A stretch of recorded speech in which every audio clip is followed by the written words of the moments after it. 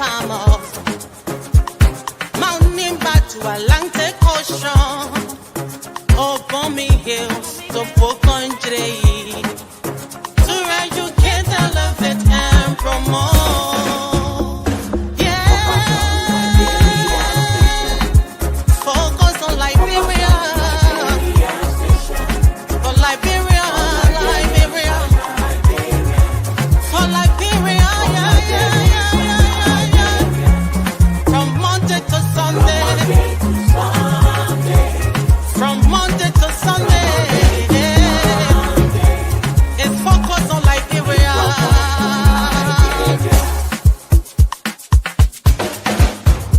Talk about home affairs. Hey. In diaspora. Current affairs. Reliable information. History. Ooh. Talking about culture. Politics.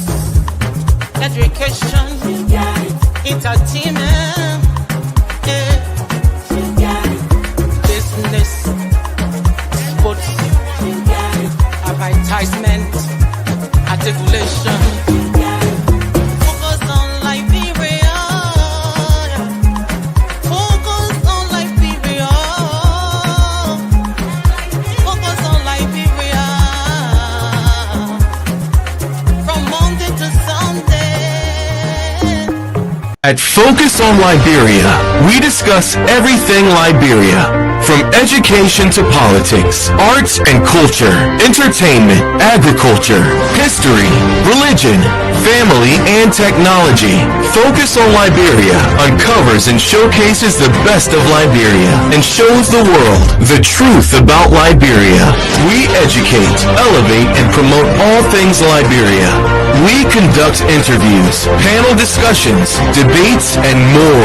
Tune in to Focus on Liberia on Facebook and YouTube and be a part of the stories that make up the news. This is Focus on Liberia, and I am... Hello, ladies and gentlemen. This is the greatest show, the longest running show on Focus on Liberia. It is called On Point. If you are not on point, this is not the place to be. For those of our families and friends enduring this terrible weather, we extend our greetings to you. Hopefully you are safe, stay indoor. Make sure that you keep warm. We are going to be talking about some environmental issues and environmental stuff. But before we go to that, I want to talk about that here as well. Wherever you are, make sure you have ventilation. If you are in a home in the basement and you are using any other device or devices other than what is naturally provided, make sure that it is monitored. We are looking at some of the issues in Liberia where 3 young productive men died, most likely from suffocation. We would like to deal into that as well. But we have a special guest here from the great county of Bong. He's going to be talking about issues affecting the folks in Bong, and anything that affects Bong County affects the entire country. Let me welcome my co-partner here, co-host, Mr. Michael Padmore. Mr. Padmore, how are you doing? How's the family? How's Minnesota? I'm doing good. Minnesota is Minnesota right now. We have been watching the rest of the country. Try to get a touch. We just open our door with a small cold that went outside. Hey, I'm crying with it. So, but we have been doing well. We have, we for the past is it 2 weeks now? Oh no, almost a month. We have been under Donald Trump ICE intimidations, and we have shown what Minnesota is made out of. It's just amazing. In 0-degree weather, I see these people get outside to protest for the things they believe in. And I hope people in Liberia to get it for their own sake, for the things that they talk about, for them to get outside you know, the flower, you know, and I see, you know, it just showed me, you know, why the people here experience the freedoms that they have. It is something that they have stood up for. And every time it is threatened, they have no problem getting out there in any kind of weather, you know, and standing up for the freedoms they believe, you know. And I hope our people can take note of that, you know, and get some, you know, get some what you call it, incitement from that. But we've been good. We will survive, and we will be better as a community and as a state and as a people. Well, let me rebut Mr. Michael Padmore, a left winger. I'm a member of the Republican Party. A Kool-Aid drinking, tree hugging liberal. He's saying you're not a Republican anymore. He's saying your resignation. Yes, I did. Yes. We receive your card, so you are now a liberal. But anyhow, whatever it is, bring back our $9 billion that you stole. You and your cousin from Somalia. All the distraction you're bringing, it will not help you guys. So forget it. Let me welcome Honorable Victor Namwe, the Secretary General of the CMP in the United States and around the world. Welcome, Victor. Thank you, Mr. Gomez. Good to be back here on Point. Let me say hi to Mr. Bomakali, Kemujo. Thanks for joining us. Dr. Booty has been a minute. Good to see you. Michael ANC Padmore, it's good to see you, young fellow. It's good to see you. So tell me a little bit. I know we do introduction. Has there been any noticeable difference in the ICE operations since Bonvino was replaced by Holman? Because people are still saying Don Lemon and others got arrested, and you know it looks like they're continuing with the same tactics. Yeah, well, he was not in Minnesota when he got arrested. Okay. And he got arrested for something that happened before that. Since Bovino left, things have quieted down a little bit, but it is cold. Yes. It is cold, so they can't even be outside right now. Even if nothing had happened, they couldn't be outside right now. There's not a place where you be outside for 15, 20, 30 minutes doing stuff. And the thing is, they're not Minnesota. They're not even used to that kind of cold, you know. But we still haven't heard what we want to hear. Yeah. Run them out. Okay. Thank you. Thank you. Dr. Booty, welcome to the show. How's the weather across the pond? Yeah, it's not as cold as Minnesota. I think our temperature is rising now. So the weather today is not too bad. Even though it's a bit chilly, but it's good. Mr. Padmore, forgive Mr. Gaiman, right? Because for anyone to be a Republican in his eyes, you have to be a MAGA, like a fake news Republican, right? So if you're not saying fake news and things like that, then you're not a Republican in his eyes. So yeah, obviously I hope things are settling down. It's a good question, Mr. Nangbe asked. We're praying for you guys and hoping that decency and humanity can prevail, even though Mr. Gaiman and his base will refute and deny that we should have those. Bring back our $9 billion. That's the next protest that coming up. But ladies and gentlemen, do us a favor, share this show on your platform, in your chat rooms, with your families and friends. We are about to take on a subject matter that is very important. I know if it's not political, and we are not going after CDC, ANC, and Unity Party, it attracts very little interest. We are about to talk about something that is going to affect or has been affecting everybody, has the propensity to affect the entire country, the environment. So this is something that should be of interest to you, that we all can gather and talk about what's happening in the country. A few years ago, maybe a year or two ago, you saw what happened I think it was in Nima, where the gas tanker flipped and people went to collect gas or something, and people got burned, incinerated. Was it Bon County? Was it Bon County too? Yes. Okay. Up to now, we have not heard anything about the environmental impact study. What was the report on that? We never heard anything about it. We also heard about Congo, not Congo, Norway camp, few years ago, several years ago, where they had a mudslide and the entire town was buried. We don't know what the environmental impact was, what was the study, we have no clue. And then we saw what happened in Grand Jita. People were digging gold or whatever it is, and the mine collapsed.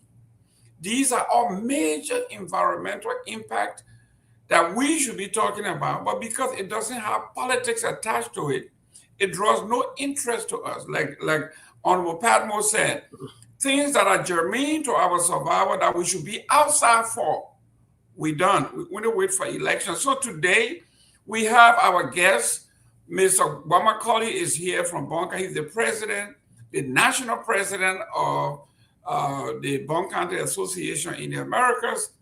He has a special message for here. Introduce yourself. Why are you here, sir? Thank you, folks, for having me tonight.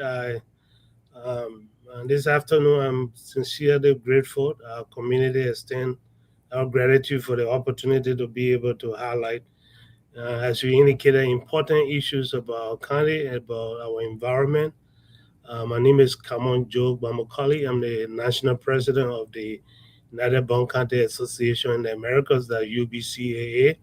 It's an umbrella organization that has chapter membership across the United States, extension to Canada. So I represent a host of folks that come from the part of Liberia, Bon County, Central Liberia. But thank you for having me tonight. It's a great honor. Great. We'll be talking about the environment. We'll be talking about EPA. I think Honorable Padmo talked about sometimes the folks do not want to come out. But let's talk about briefly before we come to you, Honorable Padmo. We saw what happened in King George when the folks came out and they were protesting about the environment, the water pollution, the soil pollution, and skimming of their pay and their benefits. The government, like in Iran, cracked down on folks and killed so many of the folks to intimidate. So some of the things we're going to be looking at would be why our folks are being taken advantage of, what can we do? So let me read for you the Environmental Protection Agency, EPA of Liberia. It says it's the principal government authority for environmental management, established in 2003 to oversee its sustainable development policy formulation and natural resources protection based in Monrovia. It enforces environmental laws, issues permits, and manages climate change initiatives. The key aspect of this agency entails establishment of mandate created by the Act of the Legislature in 2002-2003. It acts as a primary agency for monitoring, supervising, and consulting on environmental matters that affect the Liberian people. Honorable Bamakali, you say you have an issue. We all know what it is. Talk to us. You are from there. You are talking to the folks on the ground. What is going on in Bon County? Why this has always happened in Bon County? Thank you for that question. So on the 18th of January, a few weeks back, we got usual Facebook attention again with issues of accident. This time was chemical spillage from MSG Gold, a mining company that operates within Bon County. We received a notification on Facebook and through our office. We do have an office in Banga, Bon County. Complaining about a chemical spillage that have happened in a town within Bon County, Morning Street town in Bon County. That's just a little bit adjacent to Banga.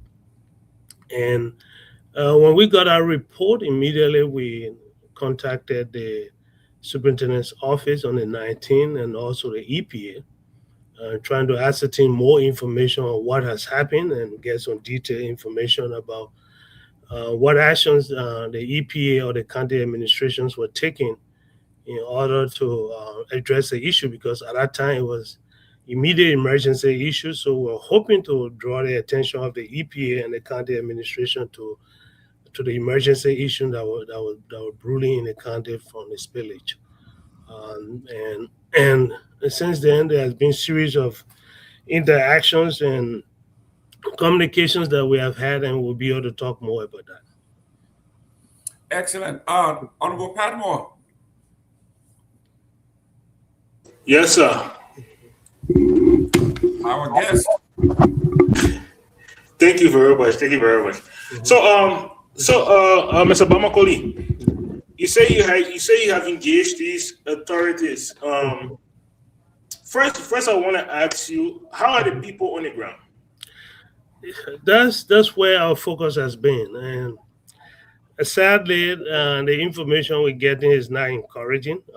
We sent a team there a week ago, and our team was able to ascertain real first-hand information on what is happening. Some of the information we got is that more than 122 individuals has been directly affected health-wise.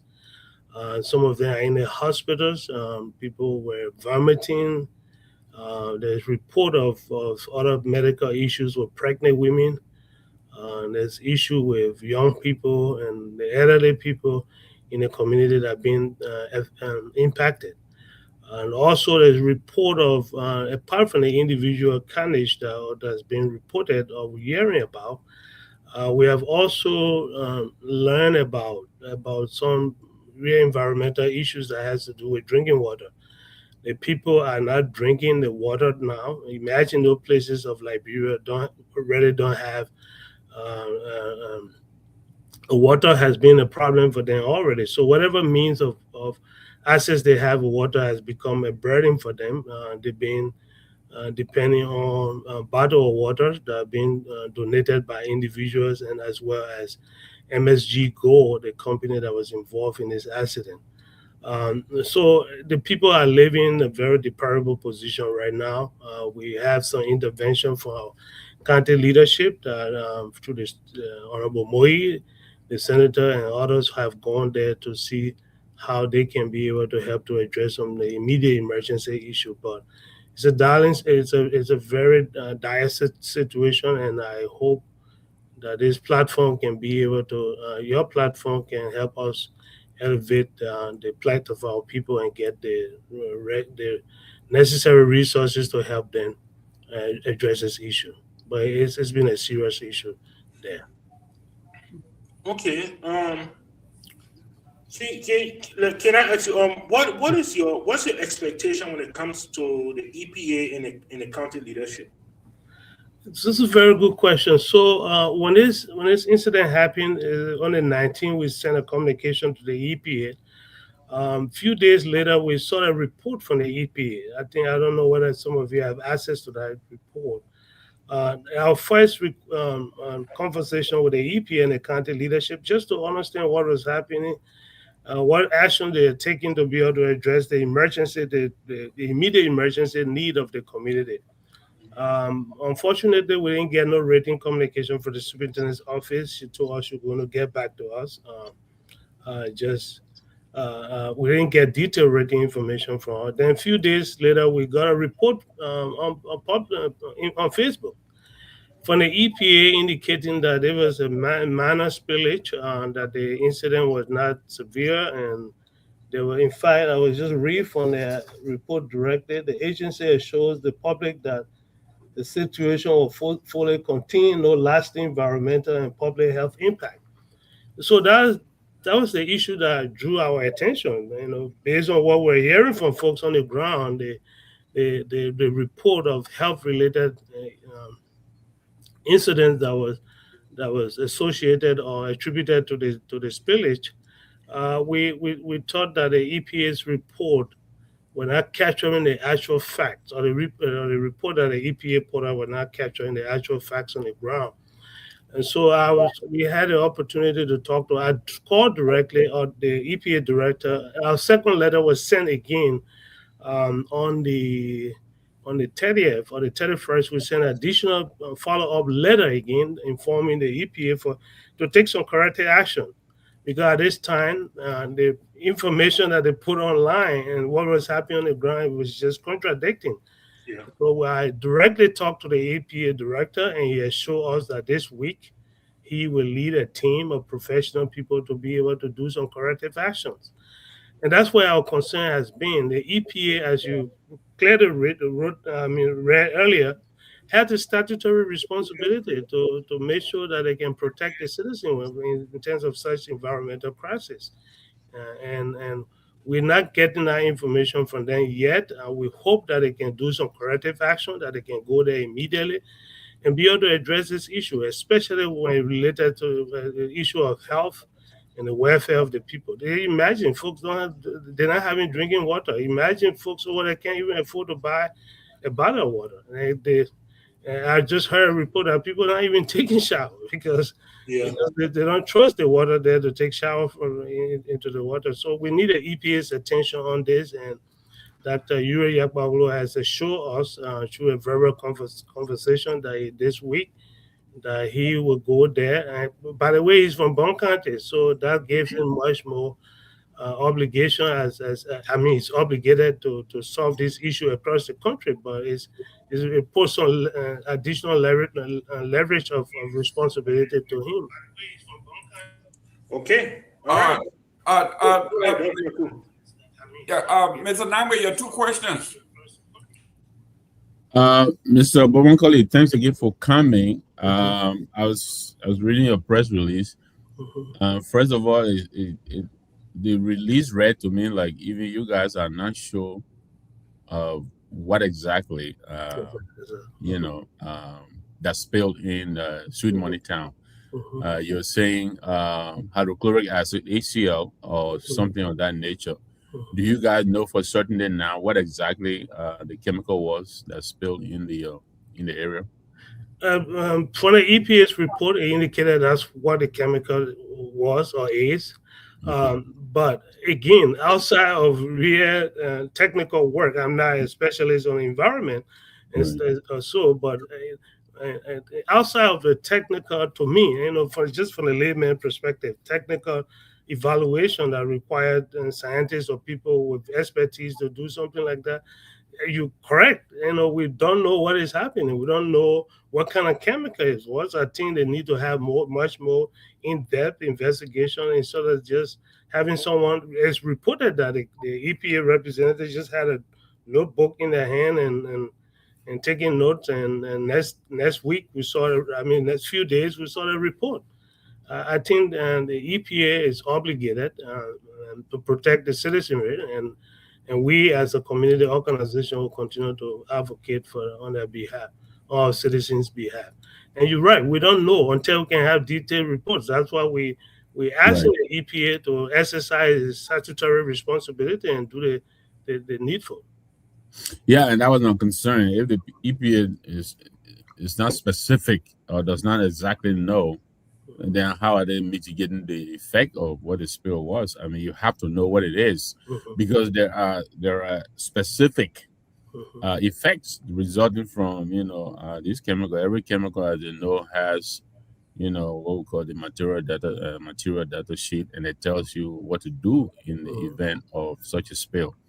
But I heard you talk about the local government, Superintendent Norris, Senator Moy, and perhaps Marvin, Representative Cole.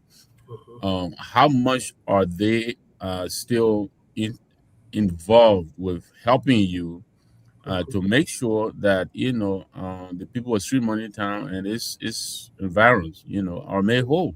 Because this spill, like you rightly reported in your write-up, though it is gaseous, it can evaporate and spread over a wide area, but it can also go underground and contaminate drinking water and other sources of livelihood for the people.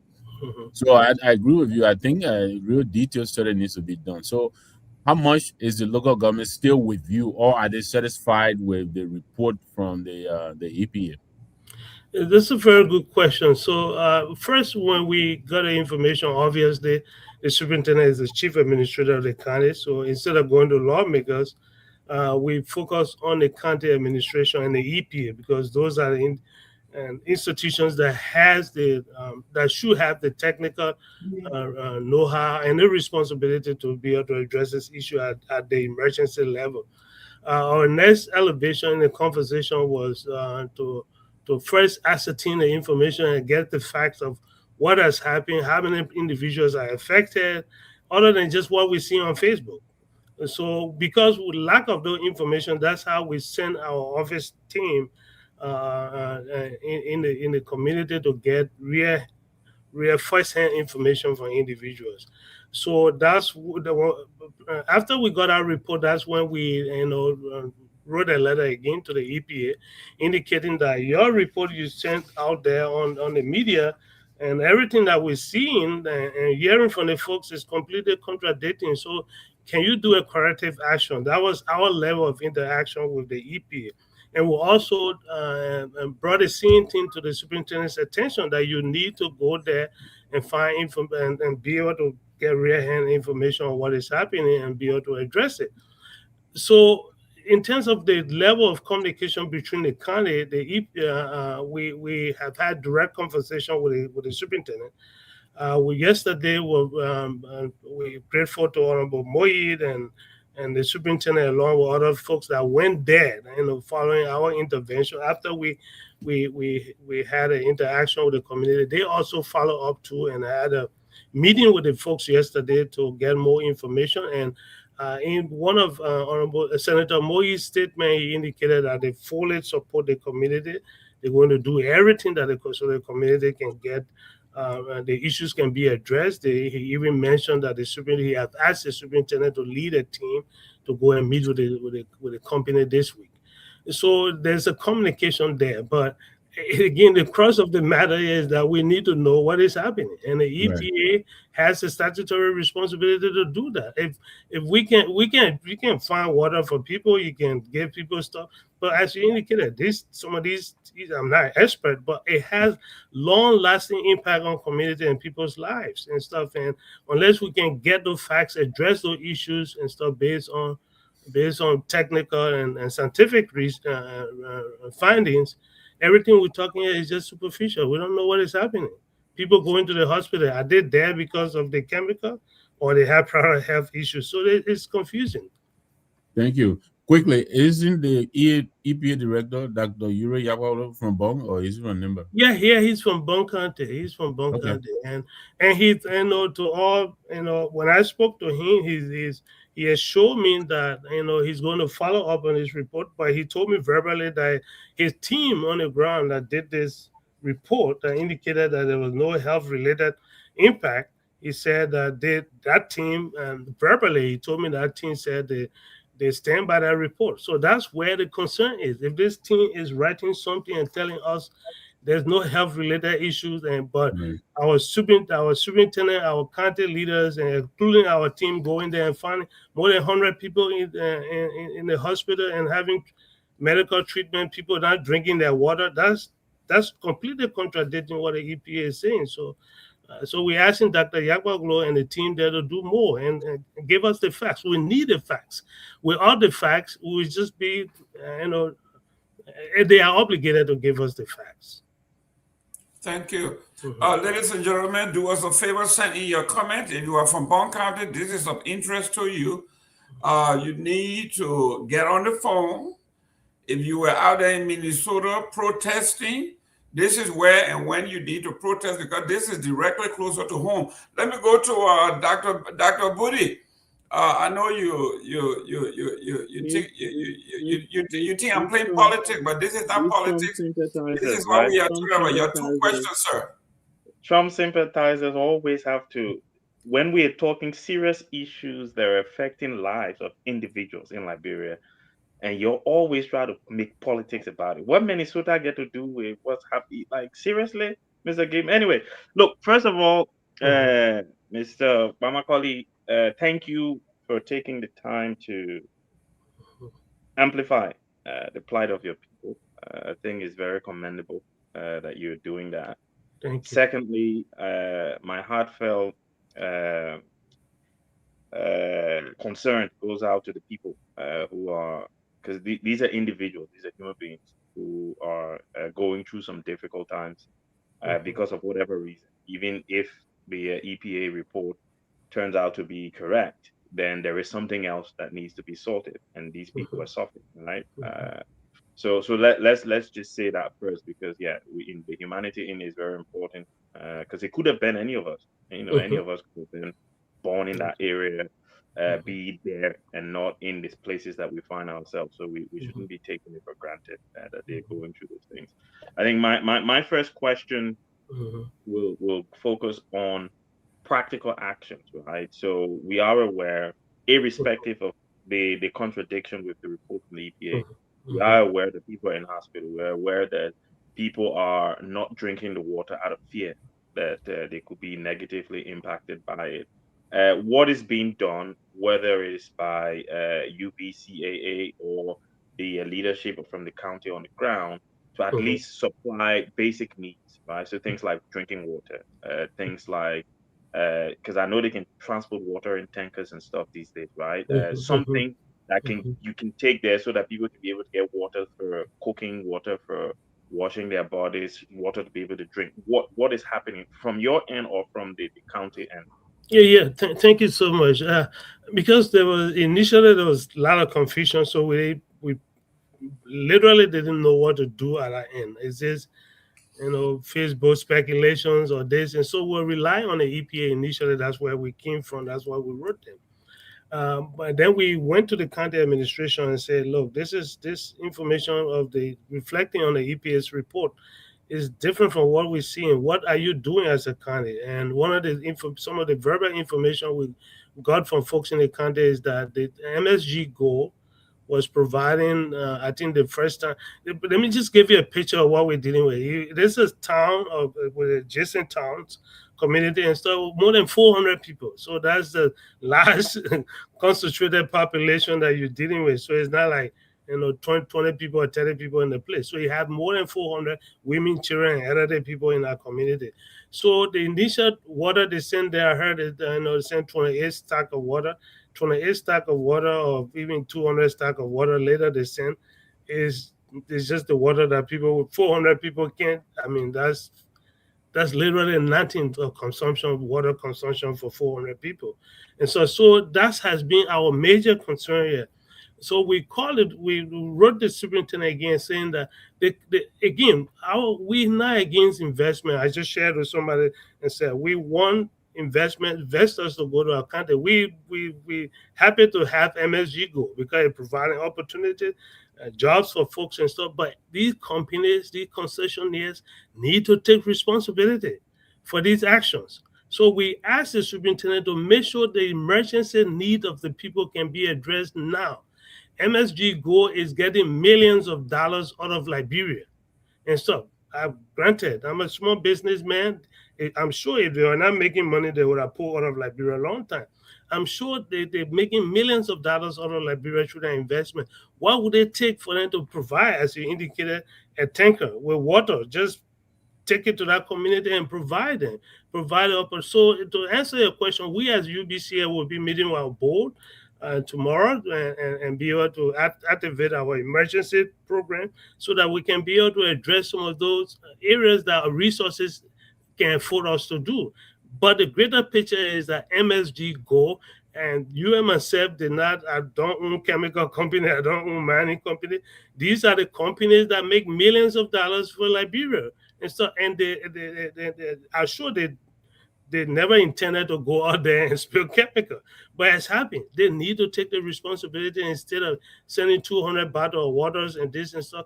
Emergency need of the people they need. The people need to have food. Some people not going on the farm. That's where they get a source of food, and so people not going on the farm to take care of their crops. They told the people not to drink the water. The water system, they will provide water for them.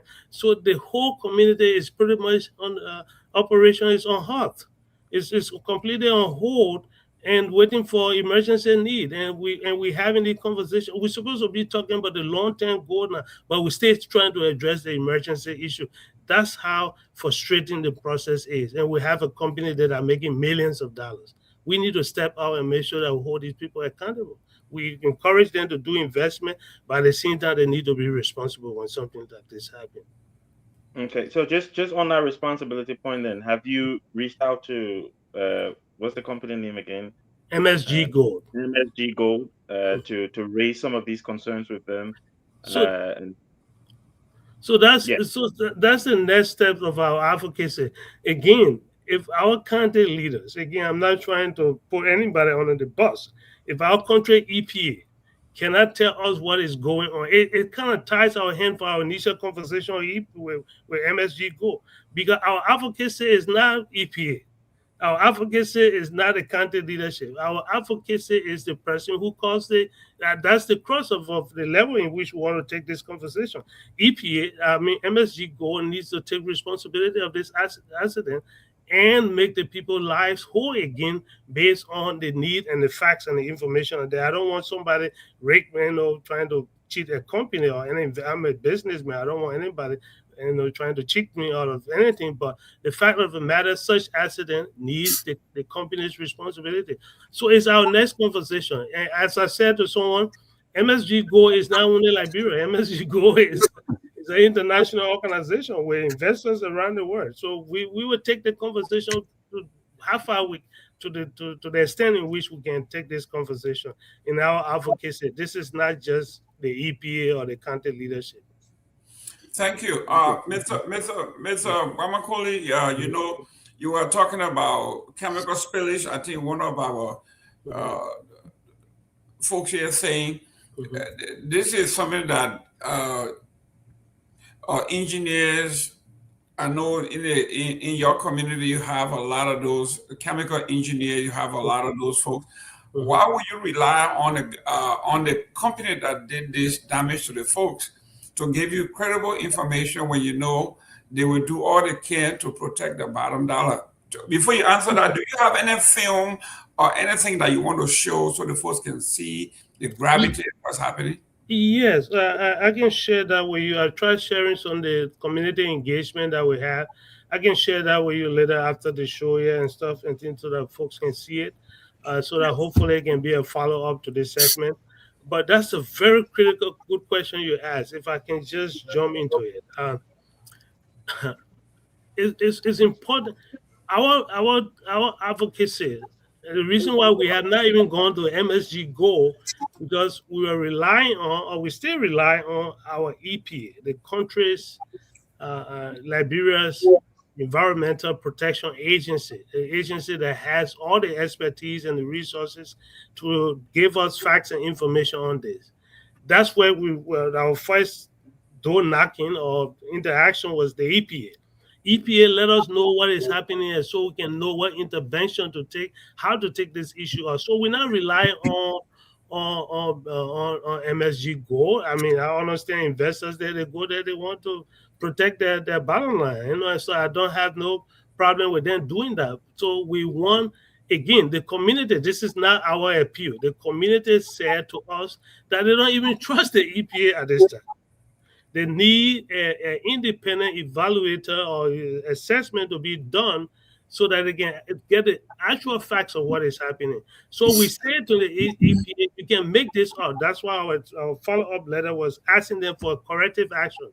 Instead of the community now is trying to, because of your own report, contradicting you go there and make the correction. That's where Dr. Ure has promised us verbally that he's going to make sure that he and his team can go there and do more assessment and be able to give us a comprehensive report what we are. And we still believe that Dr. Ure and his team can do that. So we're telling our community, be calm at this time. Let's make sure we can have this government institution to do that. If they don't do it in a quick possible time, we will be able to elevate other resources to get independent view on this. Even if the EPA does its work, right now we stay in the emergency role. That's what we are right now. But our intent in the future is to do our own assessment or evaluate what things that have some independent view, because the citizens is complaining against the EPA already. Mr. Padmore, do you have any article, any clip, any video that we can see? Because the first time when we saw the tanker that incinerated it, before we saw the truck on the road, gas splitting out, fire, and it got to the conscience of the whole world. Do you have any photograph and a video of this tragedy? Yes, we do. I'm still working on chopping it up into different segments. It's quite long right now. It's about 18 minutes. Oh, So that's we have too enough long. time to do. Yes, but I do have interviews with citizens on the ground that are talking about the health effects, the burning of the throat, the nausea, and and what exactly EPA did when it came on the ground, as Mr. Bamakoli has reiterated. We'll definitely be posting that or linking it under this show, so other people can watch once we are off, and under the Focus on Liberia brand as well. Right. No, Jerry, I just want to add quickly. And I understand this company. I just looked it up. They've been operating that area, I think, since 2016 or so, in the Cocoa area. The report I'm getting is they are mining anywhere between 8,000 to 10,000 tons, ounces of gold per month. At today's rate of 5,500 now, you're talking about $44 to $55 million per month. So it's not a small company. When a spill like this happens, I think the first thing that companies do is to remove the people and relocate them somewhere else. That would be the first thing they should do. I think they're capable; they can afford this. They need to remove the people, find hotel lodging or wherever, and remove them from the immediate danger. Because this is a gas. It seeps into the lungs, and the damage that could result from this is very, very serious damage. So I want to thank Mr. Obomakoli and the team. I think they should really press and continue to. I don't know if you have any intention of filing a lawsuit. I think you should sue these people. I think you should, because I don't think everything is on the table, Mr. Nambe. And just to add to what you said there, it's so important. Even the people that we heard that the MSG goal send their environmental. Yeah, it's MNG. You keep saying MSG. Yeah, sorry, MNG goal. MNG goal went there, sent some folks there to do some excavation, and sadly, the young people that was digging the dirt, I almost cried. I said, "What are they doing?" Again, I'm not an environmentalist, I'm not a chemist and stuff, but they were digging the dirt, the places that the chemical has spilled that was spotted.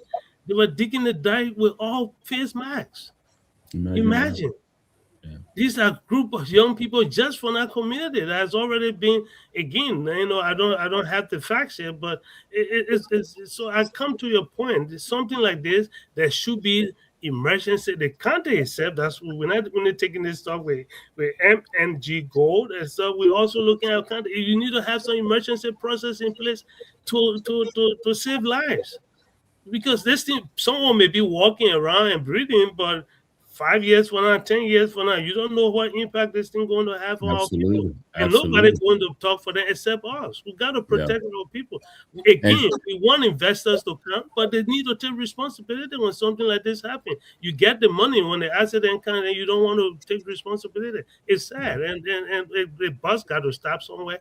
And we as a county organization will not rest on this stuff until we can see the end. We got to protect. Someone is pointing out here the possibility of long-term birth defects, and that is a very high probability as well. So due diligence. Mr. Padmore, I just sent you something from the Liberian investigator.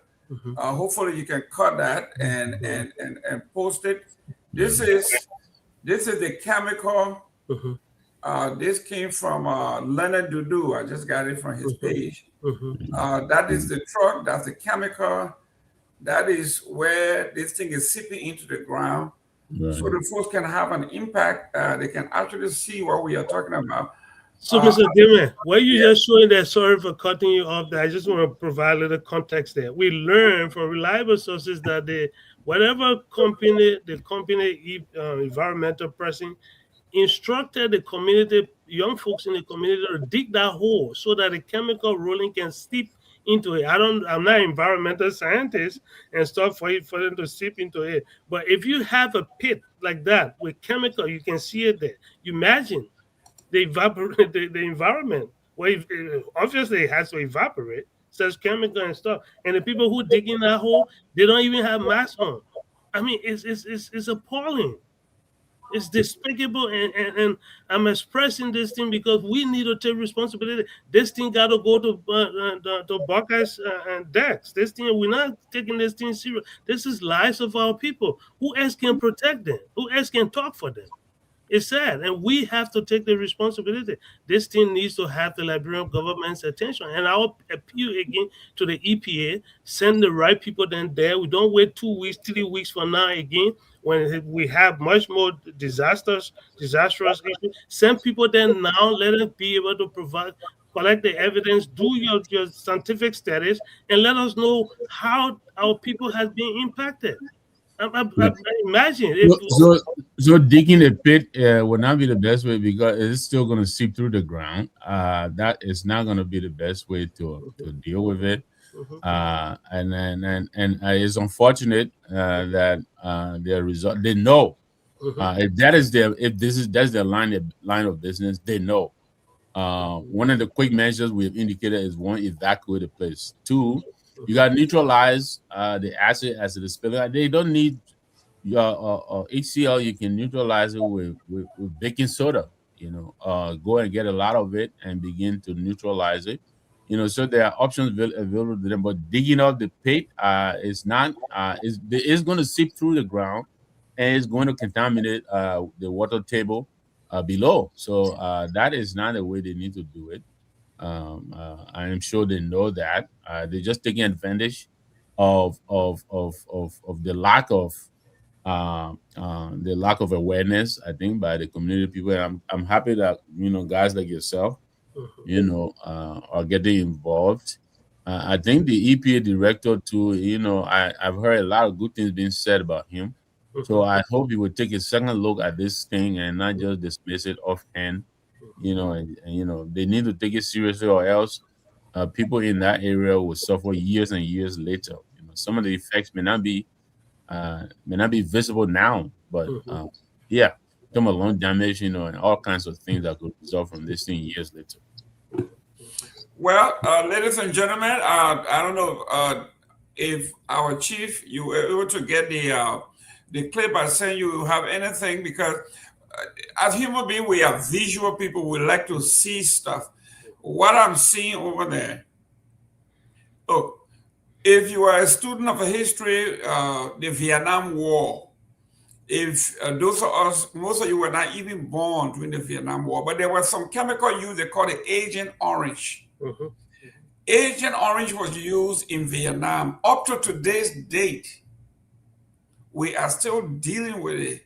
The aftermath, the terror effect of Agent Orange. Children are being born decades later, grandchildren are being born deformed. So, one of the things that our people, this is why when Michael Padmore or Dr. Booty or Wamakali or myself go to Liberia, we garner no respect. None. Because we come to the West, we stay here, we experience everything, we got all the education, and then you go home instead of putting in place things that we call best practice. We were here when the Valdez thing happened, when the oil spill, the people neutralized that.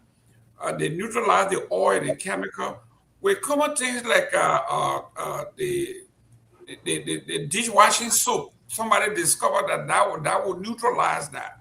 And they were there bathing. There you go. This is what we are talking about now.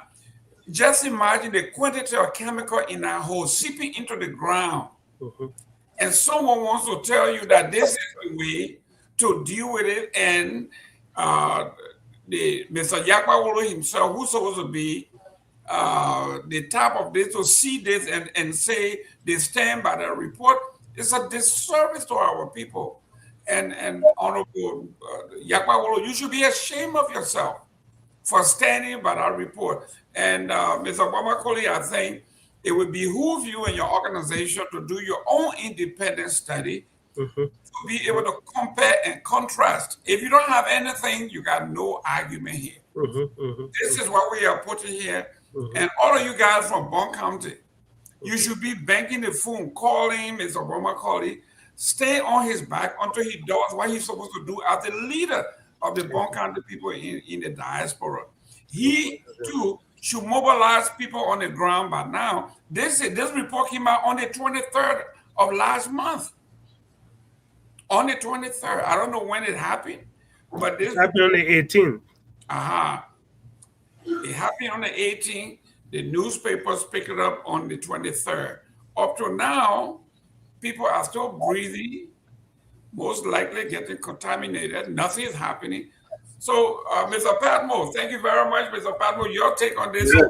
On this?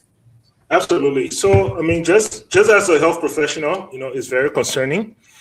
And like somebody mentioned, it's not just the immediate effects, but the long-term effects of this spill, because people, whether it seeps into the groundwater or into the earth, the long-term effects are very concerning. We are hoping that the EPA will get on top of this. And like Mr. Bamakoli said, look, we're not, I don't believe that the government should be here to undermine any investor, but instead just to hold them accountable for when these things happen, when these incidents happen.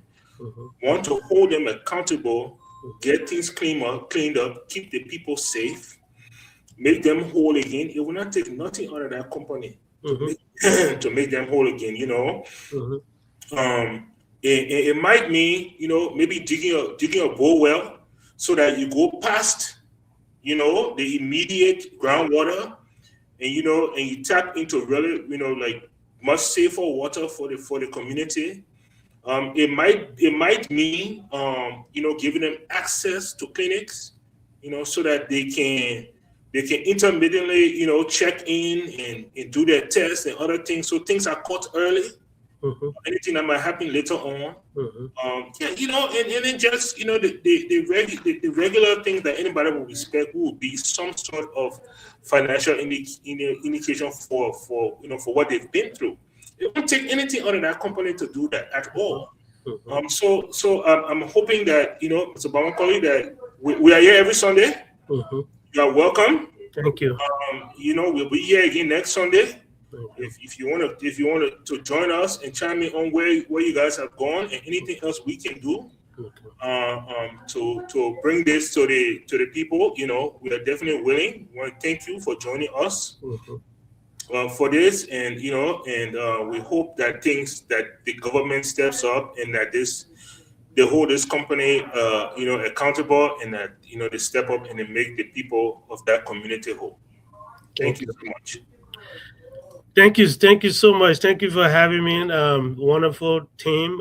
Thank you again for the work that you do. Continue to educate our folks. Like what Mr. Goodman said, or you said earlier, I know your focus always on politics and stuff, but it's really good to hear that you guys have passion and care for us as a country, as a community, and the people of Bond County who indeed we appreciate and say thank you for the opportunity to allow us to express more on the plight of our people. And as we said to our community, we'll continue to work, use all the resources available to us to make sure that the needs of our people can be addressed.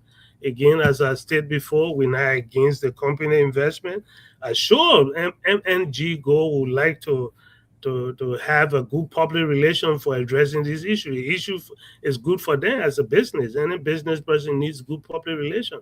So we're just asking our government, especially the EPA and the county administration, to do the right thing and continue to engage these folks so that we can get the necessary information, can know the crisis, what our people are going through, and how we as a community can help to address it. Again, we would like the partnership with you, and I hope that we'll have the opportunity to come and talk more. Thank you so much. Do appreciate it. Mr. Mama Colley, so much. I'm not letting you off the hook, but you are not doing enough for your people. I mean, it's going on a month. Thank you. Yeah. Your job is to put them on a hot seat. It's not to say Yakpawolo is an environmentalist. And that's not your job. Your job is to get results. Your people are dying. And I'm asking all the folks from Bond County and lovers of the county and the people, if you need to phone bang Mr. Obama Colley here to make sure that he does what he's supposed to do. Don't let him come in and just talk political talk. Call him up every day, make sure he makes a report. And we're going to be calling you if you don't call up within the next 2 weeks to give us an update on what's happening, because what affects Bond County affects the whole of Liberia. Yeah, Mr. Gamer, we take full responsibility. I really like what you said. For me, I like accountability. As much as we're holding everybody accountable, we also need to hold ourselves accountable. So I want to assure you that we've been we started with diplomacy. We stay in the process of diplomacy, getting all this stuff.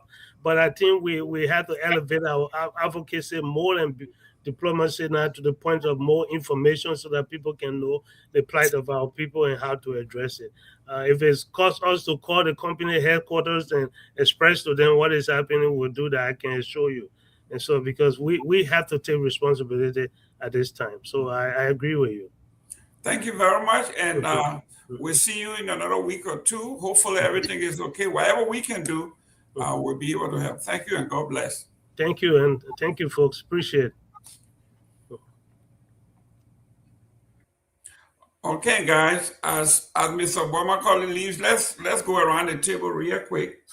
Honorable Padmore, this is nothing new. Our folks have been affected by companies, and we all know this. Why is it that when we leave from this country and we get over there, they give you a little title all of a sudden now?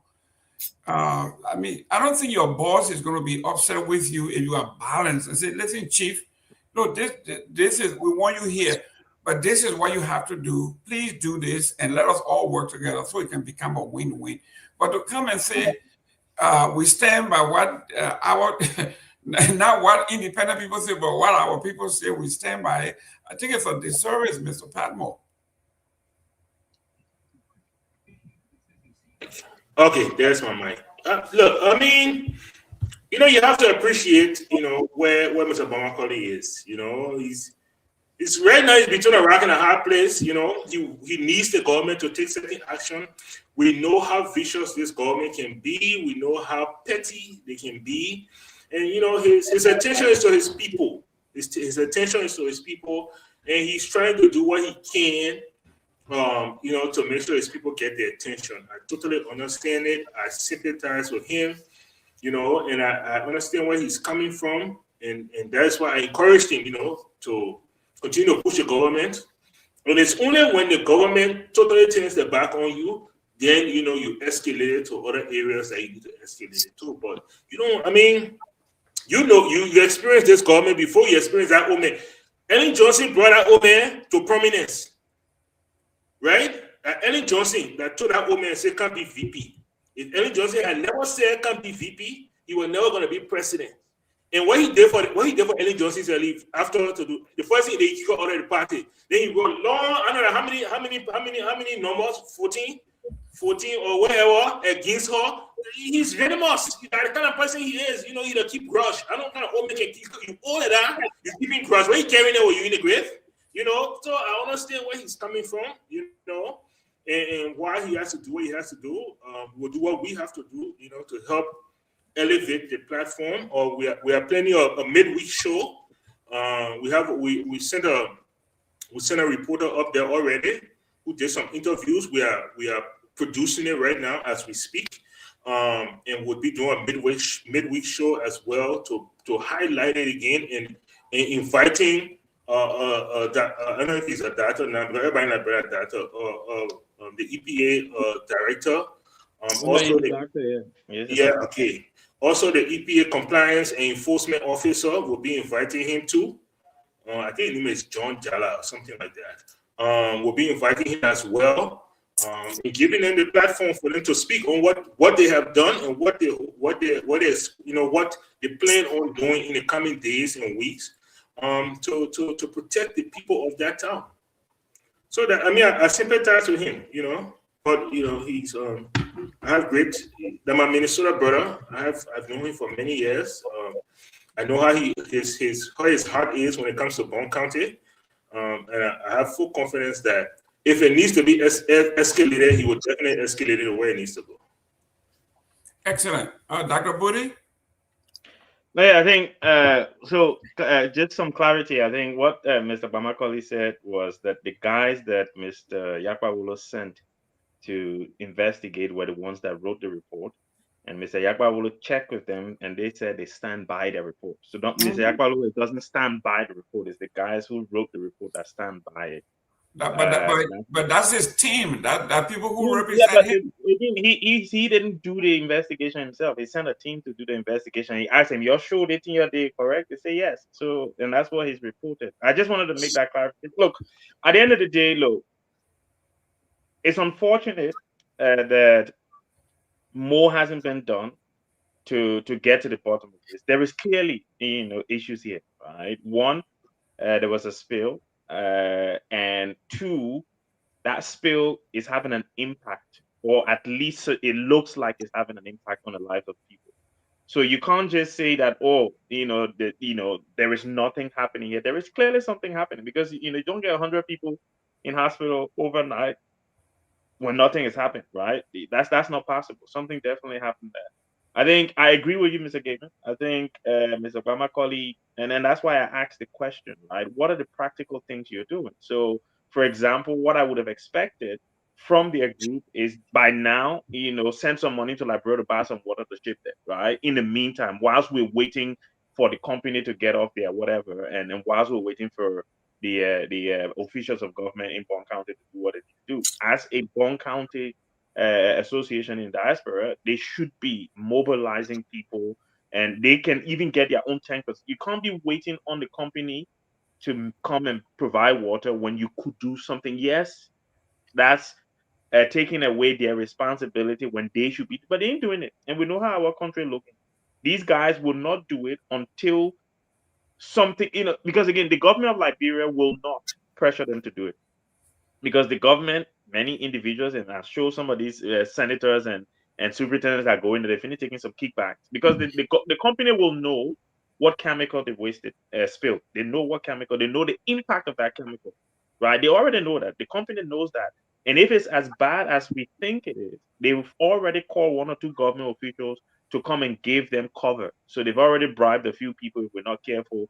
And that's why this thing will be slow walked, right? And people will die. That's why, as an organization that cares about the well-being of people from Bond County, I think the UBCAA has to put its act together and start doing something practical for the people on the ground. Now, some of us have friends from Bond County who live here in the UK. If you share your links with us in terms of donations and stuff, we'll share with them. And some of us might even try and do our best to donate, because we're talking about lives, right? Let's start saving the lives whilst we're pressuring people. We can say, let's pressure them for that dry door story there. Let's pressure the people for it. When they come to the table, then we'll give the people water. By then, more people have died. Let's be giving the people water while we're pressuring, right? So we can do two things at once. Give the people water, give them opportunity to bathe, to cook, give them food that they can prepare without using a lot of water. Let them be eating and be taken care of, get medications there whilst we're pressuring people, right? Because the Liberia, we all know, pressuring can take a long time. I want to pressure cooker in Liberia. I can't cook me quickly like we the one in America can do. I want to pressure cooker and take a long time. So there you go. Great. Honorable Name.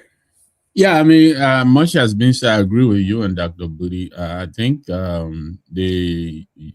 the Bond County people, I think they need to I don't know their capacity, but yeah, they need to step up and they need to escalate, the problem. They can do a GoFundMe if they have to, like Dr. Budi is saying. I think people will contribute. They need to help and relocate those people. When the EPA said they're satisfied with it. Look, the fire you see on that truck bed is not fire. That's the corrosion from the acid. That's the acid that's eating into the metal of that truck. Hydrochloric acid is corrosive. You put it in your skin, it burns through your bones. That's how powerful it is. So, to say, it doesn't pose any kind of health hazard, I don't know. I mean, they are on the ground, but from the pictures we're seeing, those pictures don't bear that. They don't bear that assertion out. So, I hope they will move quickly, Mr. Bomakoli and the team, and why they lobby local help, the local government. I think the local government should also get involved with this.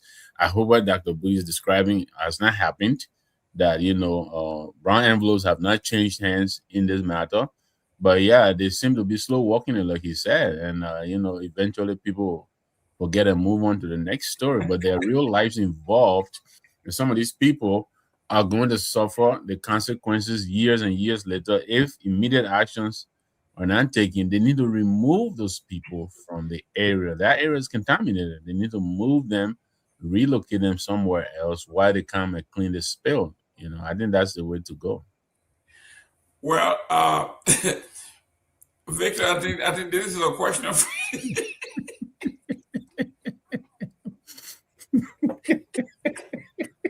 You guys need to provide context for some of us because I don't understand. It may be on a different show. Okay, I see. Guys, I know you are a Rolling Stone. yeah, right. Let me close on this, and this is why I kept saying there's something wrong with us in the United States when we go home.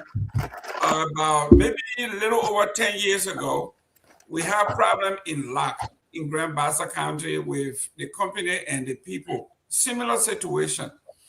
And they contacted me.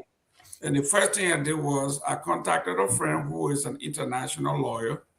And he did his background work and decided, listen, if you guys are ready to fight, Lac is now, I think they were based in Belgium somewhere. He says, we have contacted them and we are going to sue them in the European Union.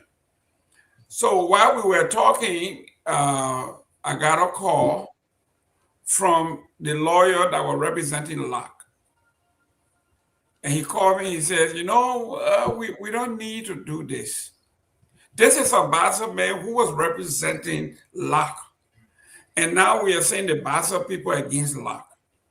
And he called and said, well, let's slow this thing down. So this is what I'm talking about. How could you be a member of this community and your people are dying and you don't have that urgency of now?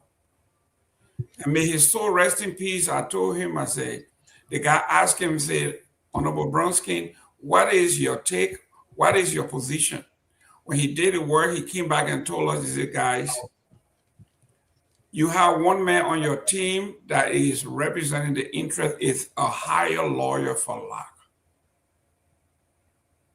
He represents the interest of Lac. That was the late Bromskin.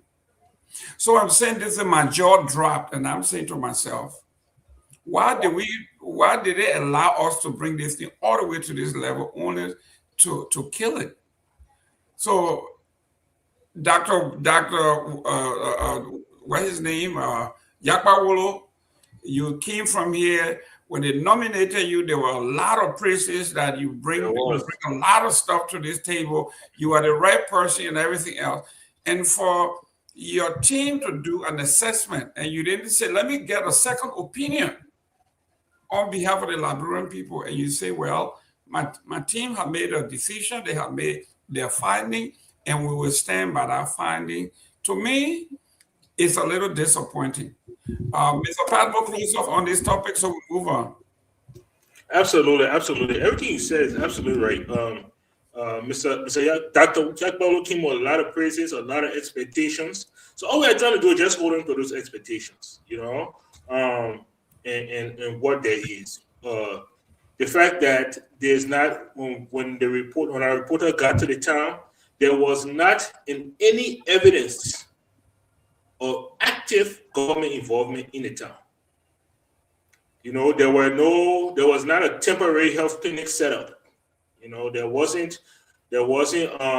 people there testing the water, testing the soil. There wasn't there people monitoring the people for effects and those kind of things. It's just totally concerning. We would expect more. Mr.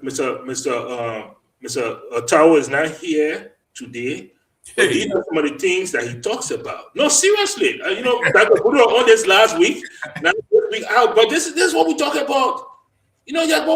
Look, yes, he's a Liberian, yeah, growing broken. Look, the man was educated on the side. He knows when there's a chemical, but he knows what the response looks like.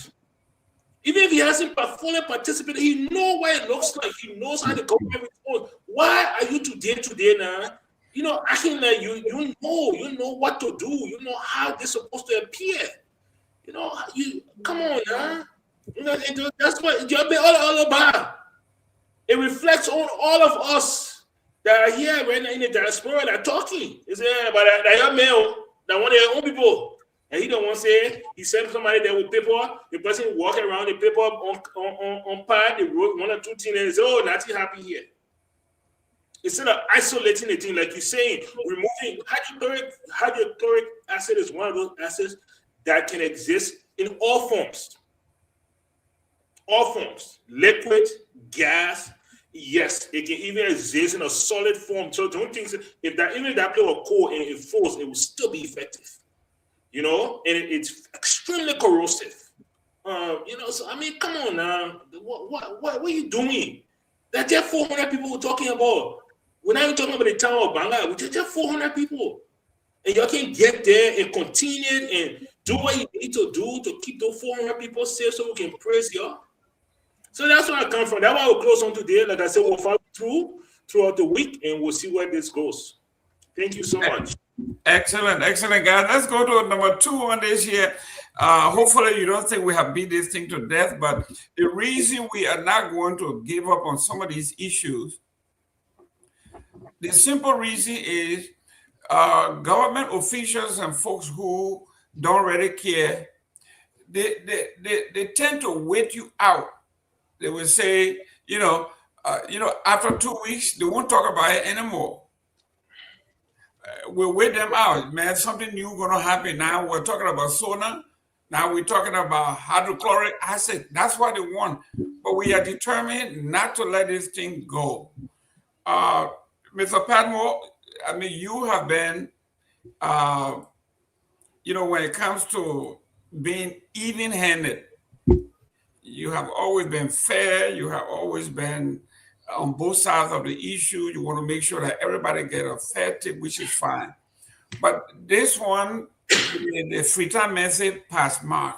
This particular sauna, I have never, you and I have been around for a little while, me a little more than you, but we have listened to Talbot, we have listened to Doe, we have listened to Taylor, we have listened to Wesley Johnson when he was acting, we listened to Ellen, we listened to Weir. I have never heard a sauna that is completely depleted. And then when you talk about it, the people think you want to talk about it in the form of an opposition, but it's not. But if this was supposed to be part of the governmental record, this is fraud. This is fraud at the highest level, where everything you said, nothing factual about it. Your take on the president's sauna from anywhere you want to. I'm surprised, but I'm not surprised. And I don't know exactly where that really falls, but I'm surprised. But then again, I'm not surprised. I mean, I've watched this government for the last 2 years, so I'm not surprised that they don't have anything to report. We all saw that there's nothing to report. But at the same time, I'm surprised that this old man, after 40-something years, he allowing the people to make him look like this. Joseph Parker, is this how we are going to remember you? You know, when they did this thing to Weir, we say, oh, but we all expected it here. Well, we can't even read that in there, you know?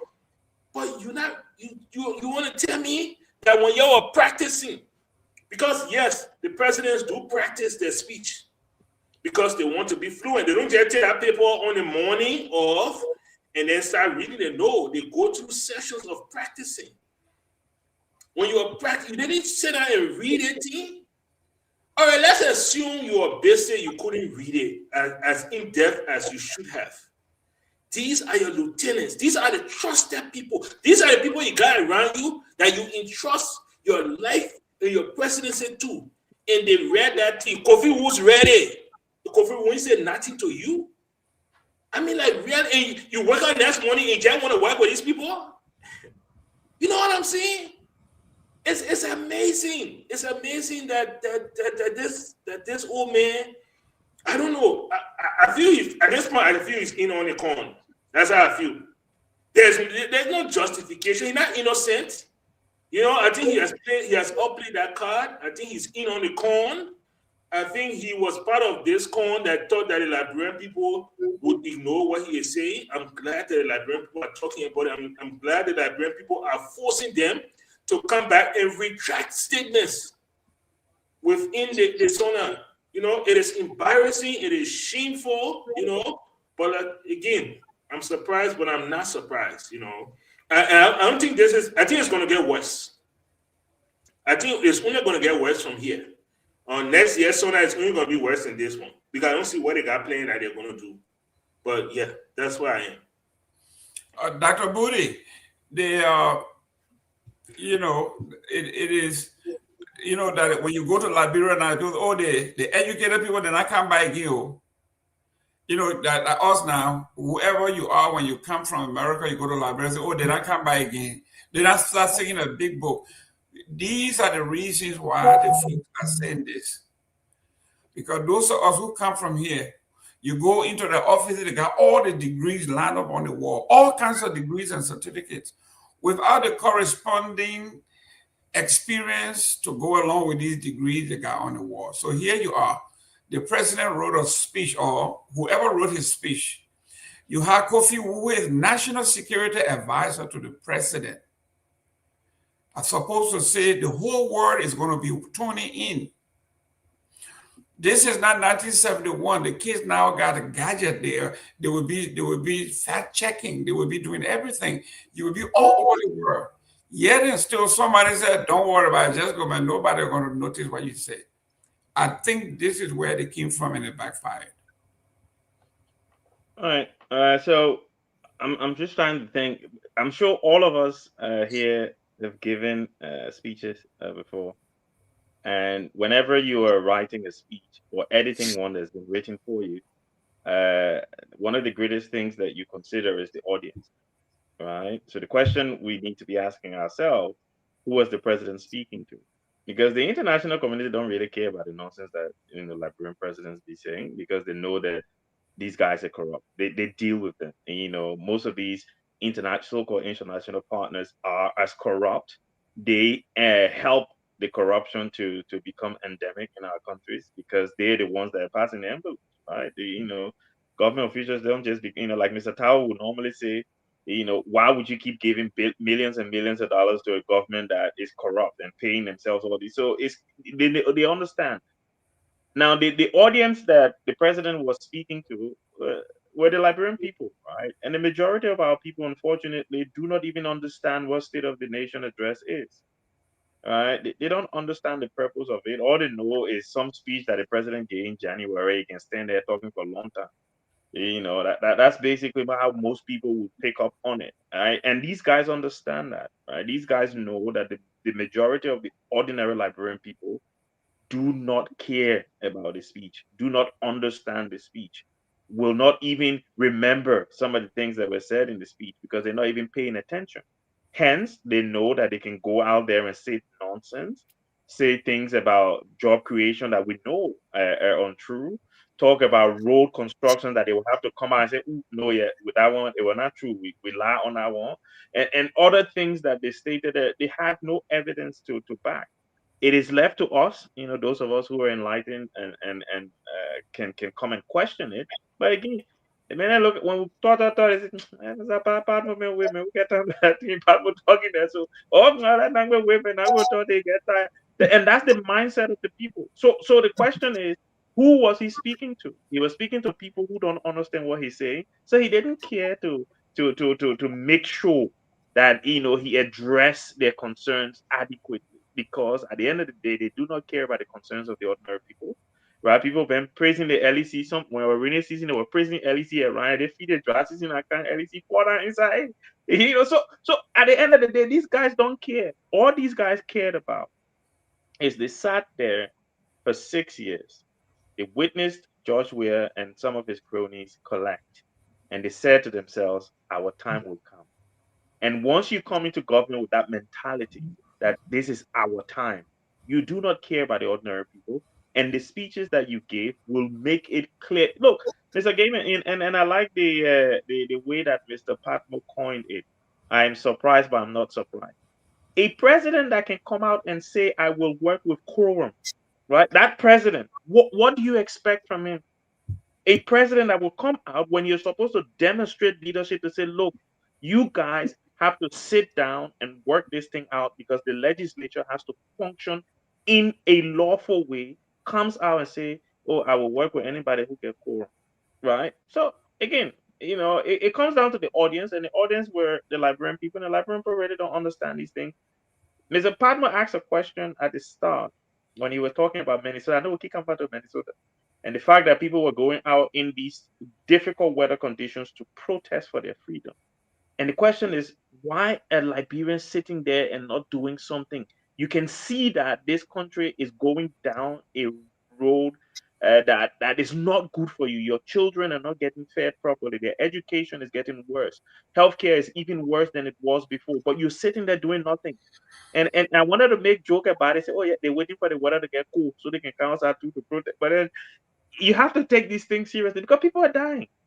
People are dying, and Liberia. You would think that people in Liberia would be more agitated because they have less to lose than people in Minnesota. Because a lot of the poor protesters in Minnesota live in good homes, have good jobs. Like the guy Pretty who came in and killed the other time. Pretty. He was a nurse. In a VA hospital. Don't laugh. That your mother it, man. So don't be laughing. At the end of the day, these people have more to lose, but they come out and say, "No, we have something that we cherish more than what we have to lose, and that's the freedom." And maybe, Mr. Patmo, to answer your question, because Liberian people have not really experienced freedom, like what true freedom is, it's difficult to fight for something that you don't understand. And maybe until we can understand what true freedom is, because I don't think we've ever had freedom in Liberia. And until we can understand what true freedom is, we can't really fight for something that we don't know.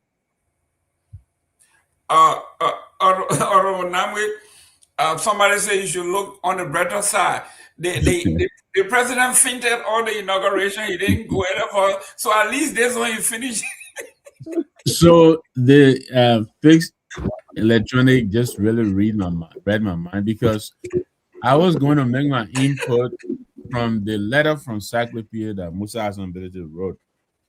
And the summary of this letter is that the president is not being used in a way that conserves his energy. He's a man of a certain age.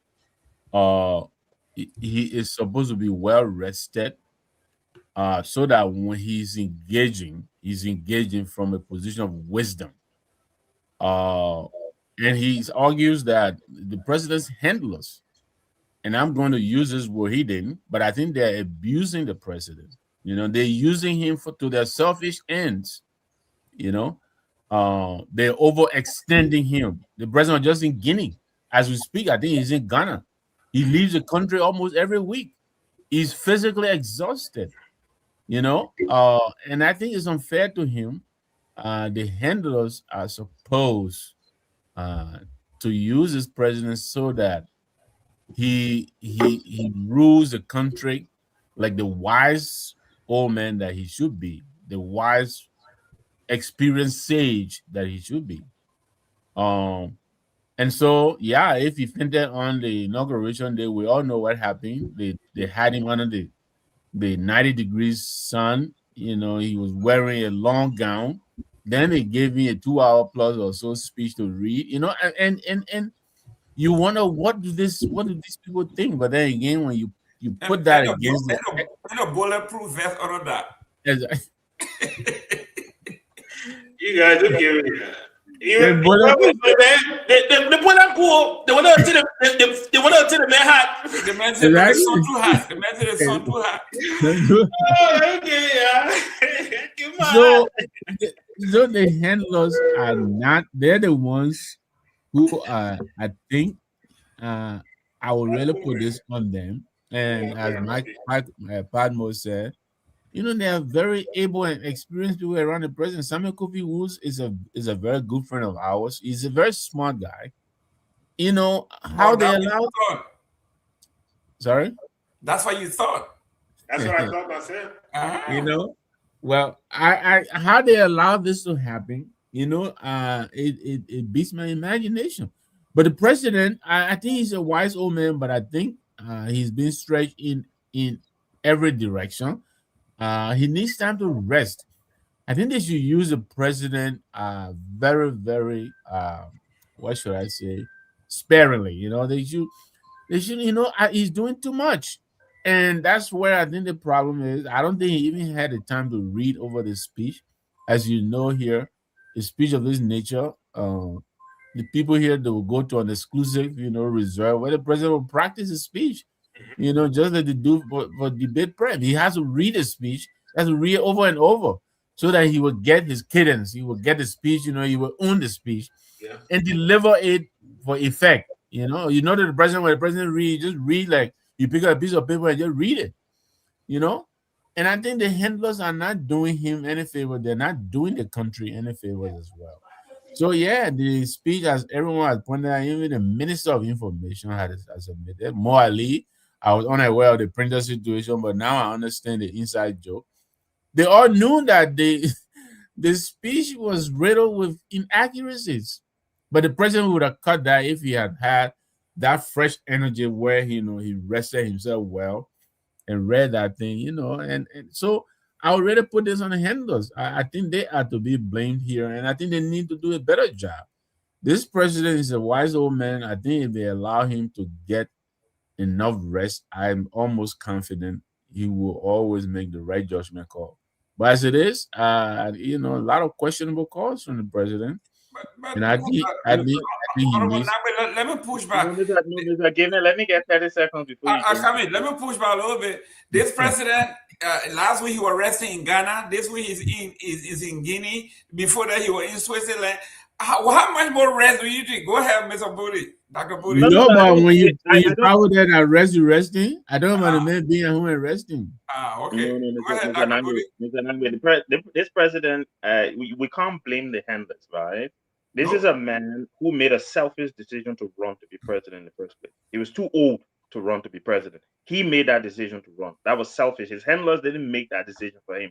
And if they did, then he is the person who, because again, you can't say to me, oh, Fidel, let's go in that hole there where the bees are so they can sting you. I follow you and go in the hole there. I say, oh, but I'm Mr. Nangwe, many kind of hole. Really? But I made it. You gave me information. I acted on that information. The president has a responsibility. He will be, look, people don't say, oh, George, we have people then. They always say, George, we are called government. They say Ellen government. They will say Taylor government. They will say Doe government. The president, the buck stops with the president.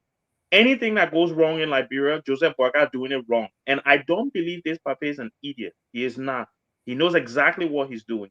He read those things. He knew they were lies. He decided to tell the Liberian people those lies because he believed they would not pick up on it. It's as simple as that. He's a selfish old man who cares about himself and not the country. If you think that was bad enough, like the Booty, let me just inform you that they are preparing the president to run again. So just so you know. Oh, no, I know. And if he was old in 2023, I will still say he's old in 2029.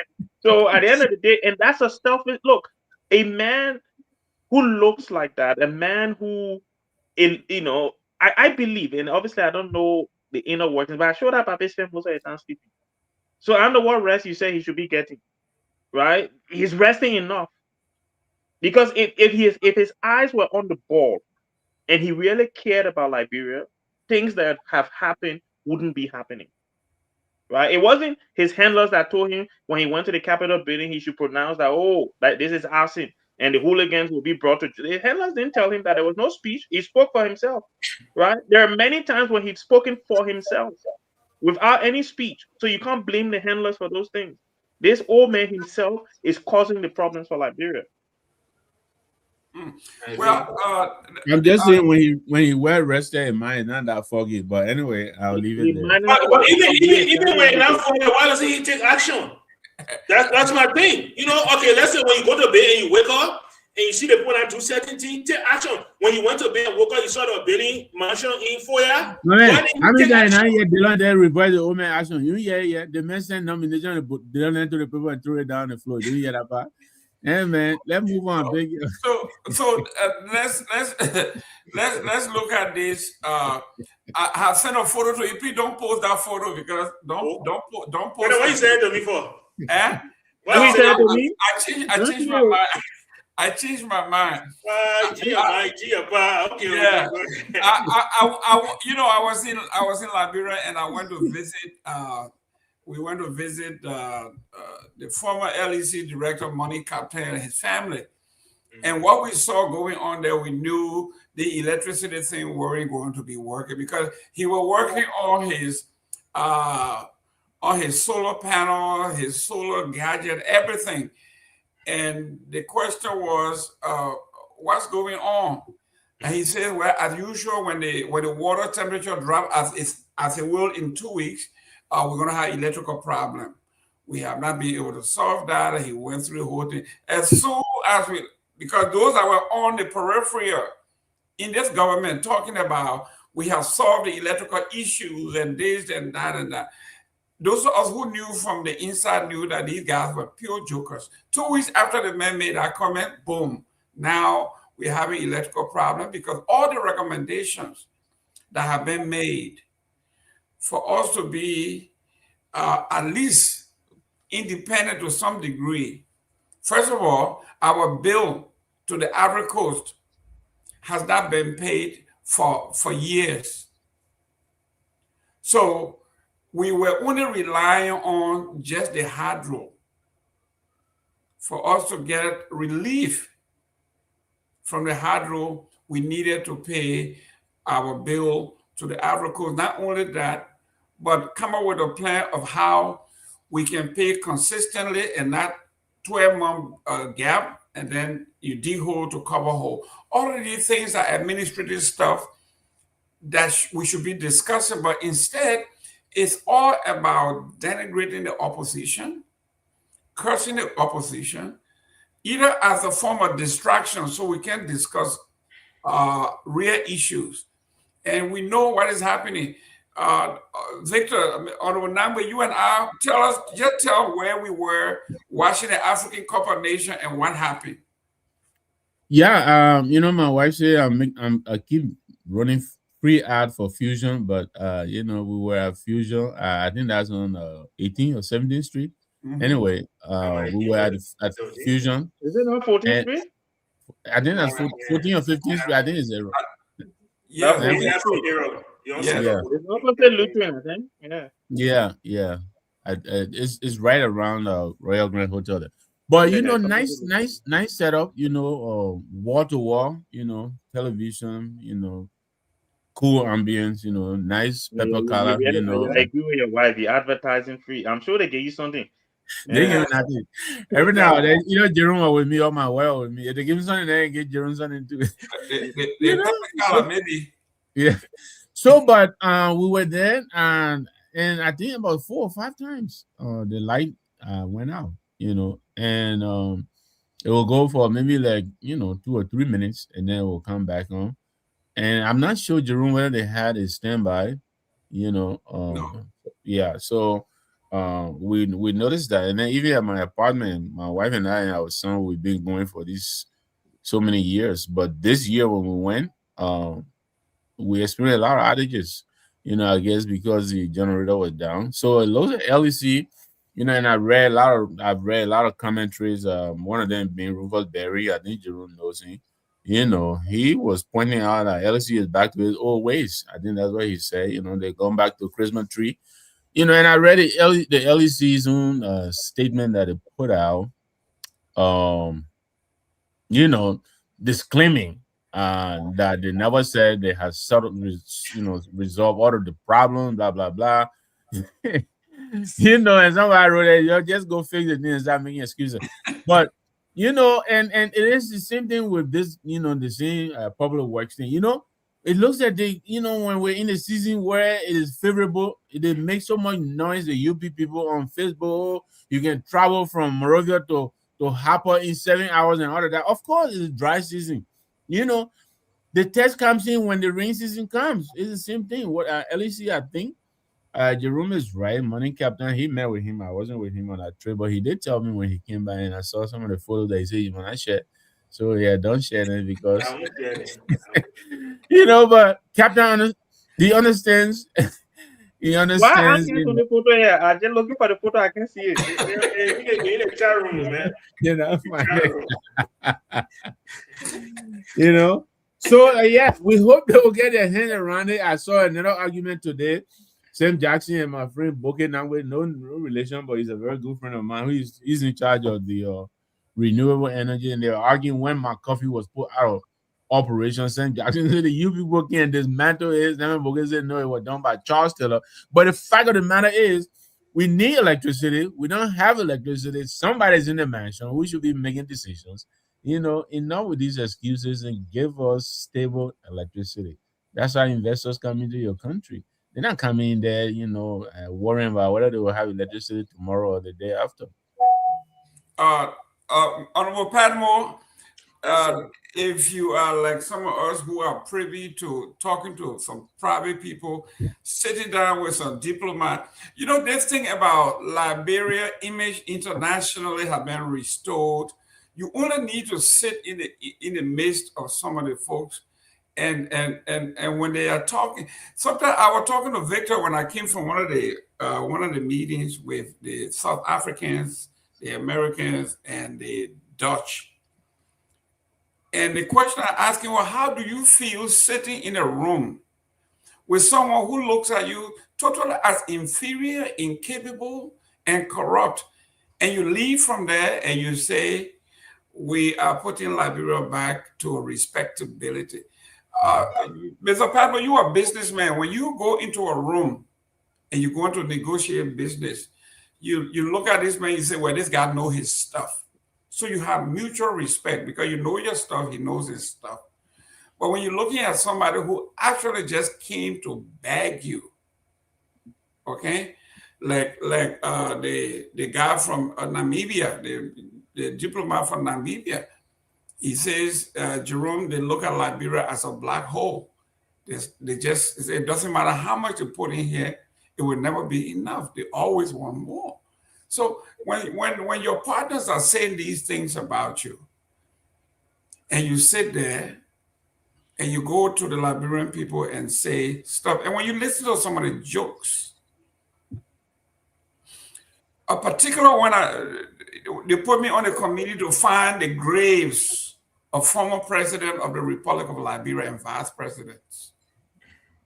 For 1 month, I think we found only 4. The country has no idea where the presidents were buried or vice presidents were buried. We couldn't find any monument. We went to the J.J. Robert grave. It had been desecrated. What you see on Facebook are old pictures when it was being maintained way back then. It's a shame. And yet we want to sit here and say, we are the oldest republic. We are this, we are that. Honorable Padmore, it's a shame when you sit among these folks. Can you imagine them putting us on a committee to go and find our own president graves? And we couldn't find them. And even more discouraging is when we were on our way to Grand Bassa County to go to Idana. They said 3 presidents was buried there. We went like 10 minutes into the trip, and we had to abandon the mission. The road is so terrible. The guy from South Africa said, "You sure President came from this place?" They say it's about 27 miles from the main road to Idana. And that place, the road was not even maintained. You want to tell me all the powerful forces that come from Bas, we couldn't even pave that road. We have Lamco, we have Vianini, we have LAC, we had Palm Bay. You name it, we got all the big corporations in Bassa. So why are we neglecting our own folks like this? Mr. Padmore, as your people talk to us, what is the sake? I thought Padmore from Bonserrado. Nope. Go ahead, Mr. Padmore. Thank you very much. The sake, what can we do? What's the sake of our folks? Well,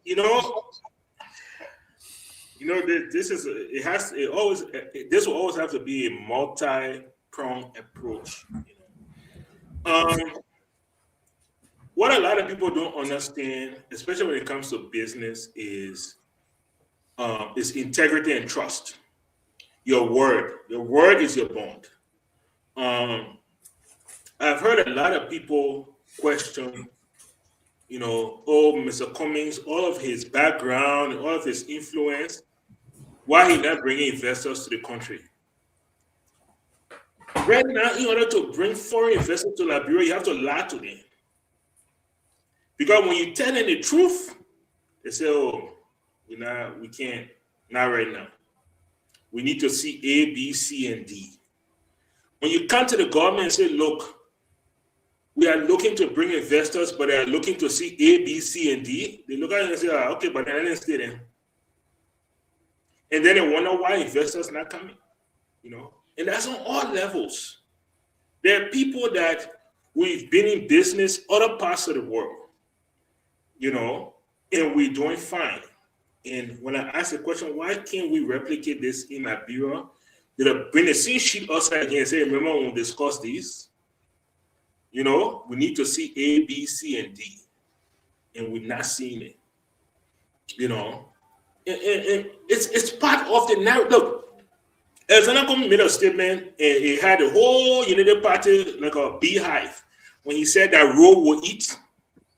Yeah. And most people didn't grasp what he was trying to say, the concept of what he was trying to say. You can build road from every corner. If you do not put things into effect, if you do not have a plan, if you do not lay other things out to complement the road, all you're gonna have is just road. And that's where you will be. And people don't seem to understand it. And I think it's the same thing here. It's the same psyche here, when it comes to Liberia, it comes to the other things that we talk about. When you sit in those rooms with these people and you're having this conversation, one, your integrity matters. So you're not going there to go lie. You're not lying for Liberia. You have to be honest with them because they are bringing in the hard money and to invest. And if they bring it in and they realize that they invested based on a lie, then you've broken trust. And those things are very hard to get back once you've broken it. And so this is where we are. That's where you will struggle. That's where Budi will struggle. That's where Nami will struggle. Anybody that's trying to do good will struggle. That's where they will struggle. This is our LEC manager during the UNCC. When the people were coming up and complimenting him and giving him the best government official title in December, he accepted all those things. But now we're in January, now he won't make correction. "Oh, I never said this." "Oh, you are quiet, chief.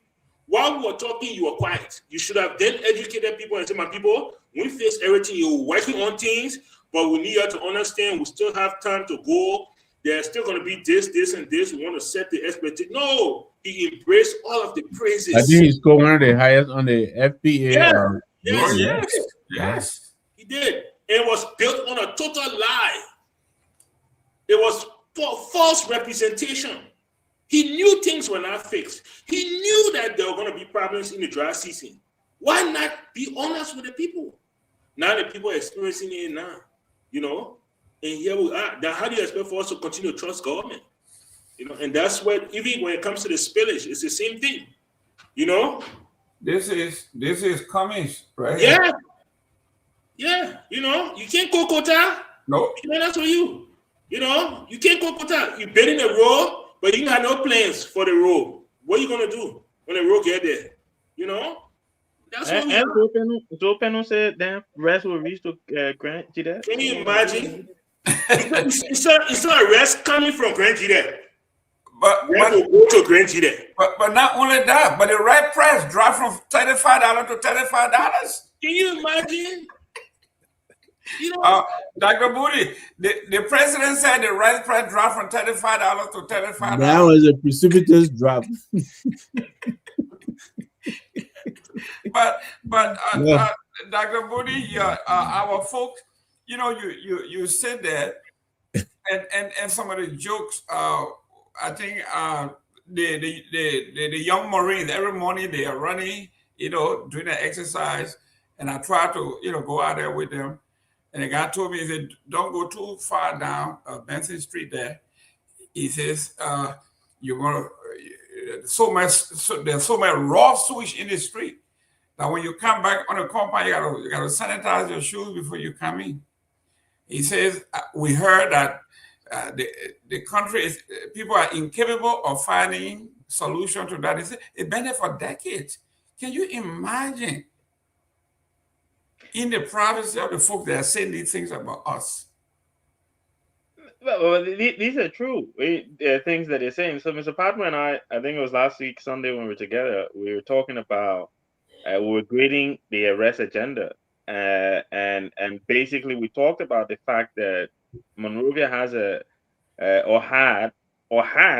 sewer system that is blocked, right? So nobody has taken the time to do an assessment of it, to go down there and see, okay, what can we do to at least unblock it first and foremost, and then maybe either replace the covered or patch it where we need to patch it, you know, so that these things can flow, right? Every government that comes, the only thing they want to do is, I think the best they do is go for these old metal drums and put them in the street for waste. That's their big thing they can do, right?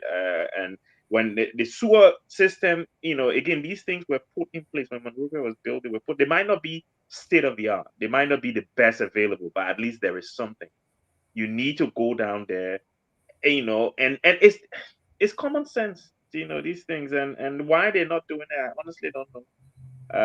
But this is what the Liberian people voted for, unfortunately, and this is what we're having to live with. Honorable Nambit, I know we're coming close to this topic, but Monrovia, let's give credit to the old order here, the Totman, the Bagley, the Talbot, when the city was doing their time, it was built for maybe 250,000 folks. The sewage system, the water system, everything was geared toward 200,000 folks. Yeah. We are now close to 2 million. So obviously, somebody is not doing the adjustment.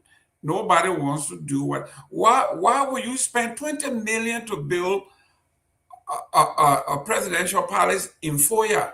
Yeah. When you got raw sewage in the street. One of the guys from Angola were driving down, and he saw all these dilapidated buildings in the middle of the city. Don't they have court enforcement?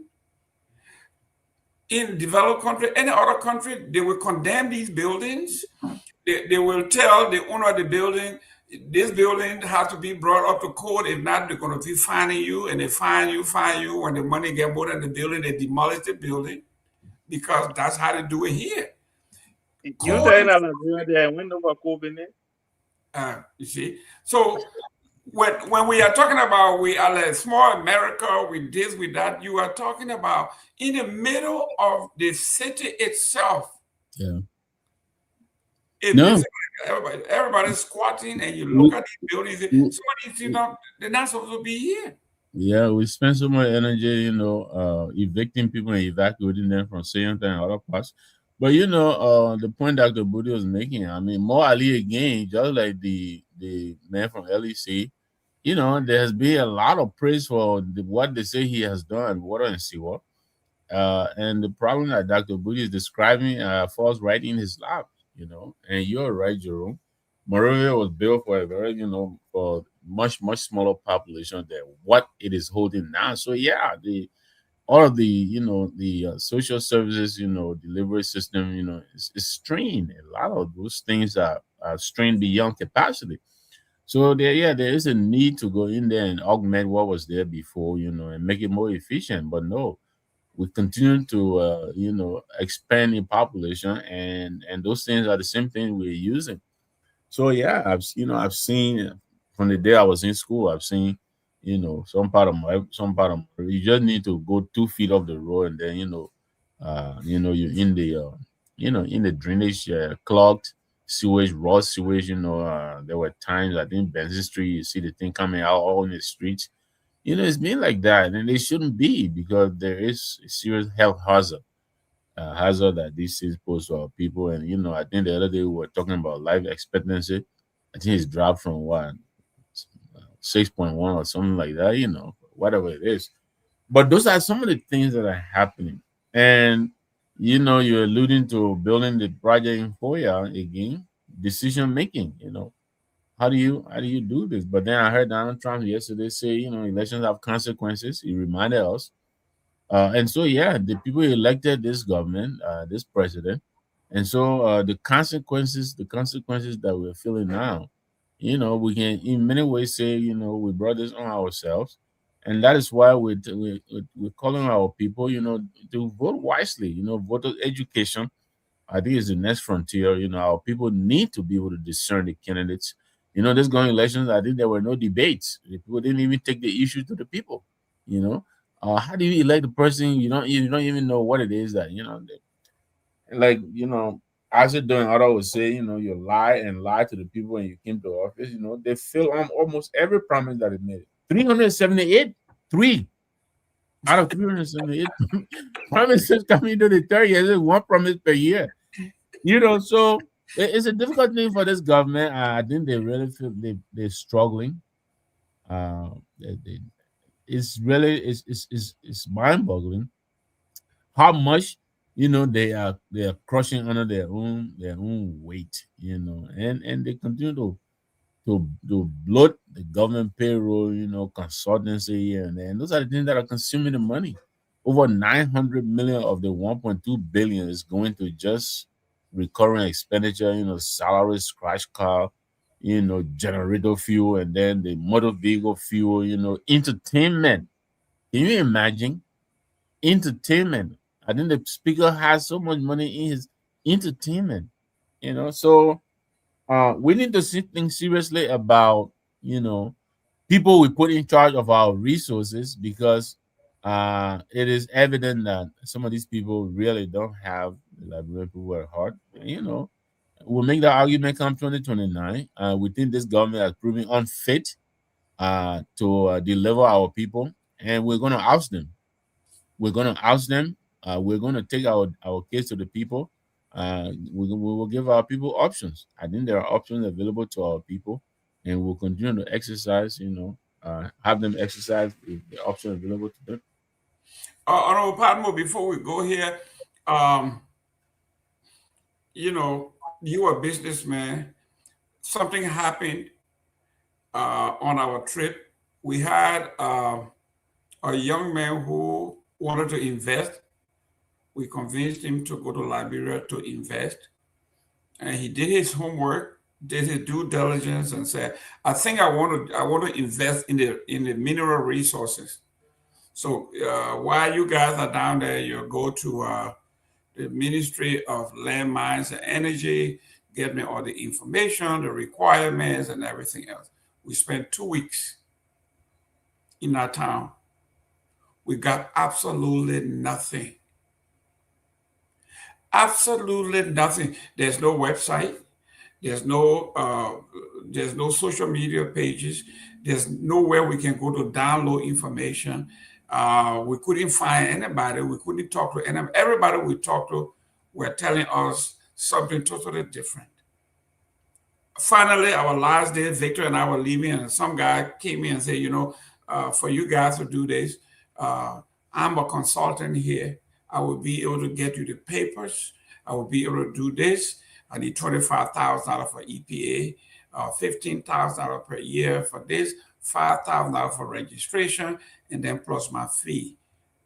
If you were investing if you were an investor and you went to a country and you're hearing this kind of stuff, don't you think it would scare people away? And this lady, that's Sarah Beslow Nyanati, she said on one of her posts, or fake posts anyway, because she took some photo with Elon. She and Elon was on some photo. We don't know whether that photo was real. And she posted it as though when she went to Davos, people were talking for Liberia. When I did the research on the photo, that photo was 2024. Old photo that she took and superimposed as though she met Elon on the sideline of that. So these are the kind of things we are talking about. And then she said, Elon praised us because Liberia was easier to do business. It took, it took just a few months to get business going. Months. Mm-hmm. You are in Minnesota, I'm in Florida, I get on the phone here, I can register an LLC in 45 minutes.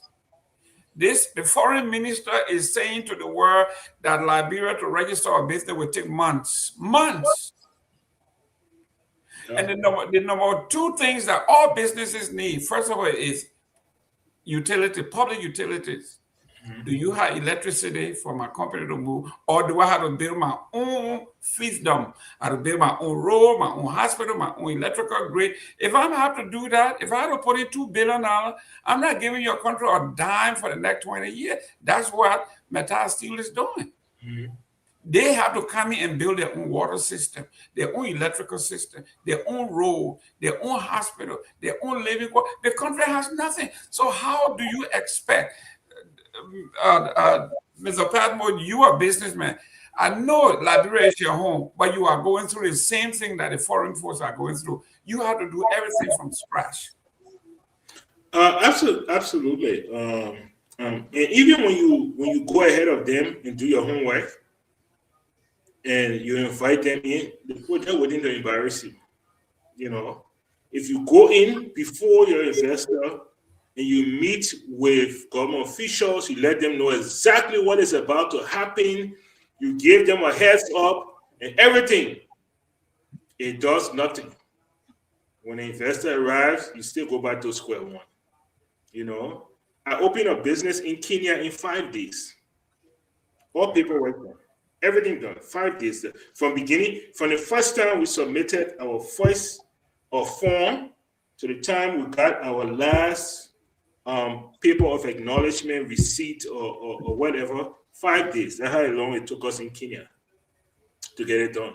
And then somebody telling you months, it's crazy. It's crazy what you're being told. You use the Coca connection, or you want But Victor, you we use the Arab connection. That Arab connection we use. Even Victor got so upset at the Ministry of Lands and Mines. Victor, tell me about your experience with the mines. Yeah, we met with some young fellows. Yeah, I think they knew what they were talking about, but it's just the lack of presentation. You're meeting with potential investors.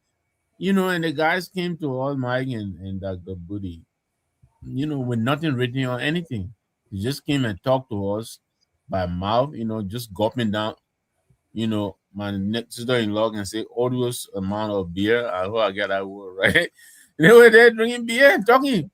So, we asked them, boy, do you have a card? Oh, yeah, maybe in a car, I'll go get it, But that's the attitude we bring. You're asking for website, social media page. Can we go to the Lands and Mines website or download some of the information? What he said? No. You gotta come. It's a big Something you gotta come in there and look on it and see what you need for yourself, and you take it out. Even with many, the investment commissioner, he practically said the same thing. Information that you need, you have to actually physically come to the office. And we were saying to her, why somebody in South Africa or in Britain, in California, why do they need to come to the office? Yeah, you sitting here, Michael, you sat down here and register a business in Kenya. Yeah. But I'll pass it back to you. I hope next Sunday we will have a chance to discuss the news about the apparent disintegration of the HPS deal. I think Waller right now is depressed. I think he's suffering from PTSD right now. Well, not coming off, please. That's why he's not saying anything today. I know you're reading it because when I was talking to him, I'm gonna go find real news. Smart news or reporting the thing. I was telling him they said go read real news. So we'll talk about it next week.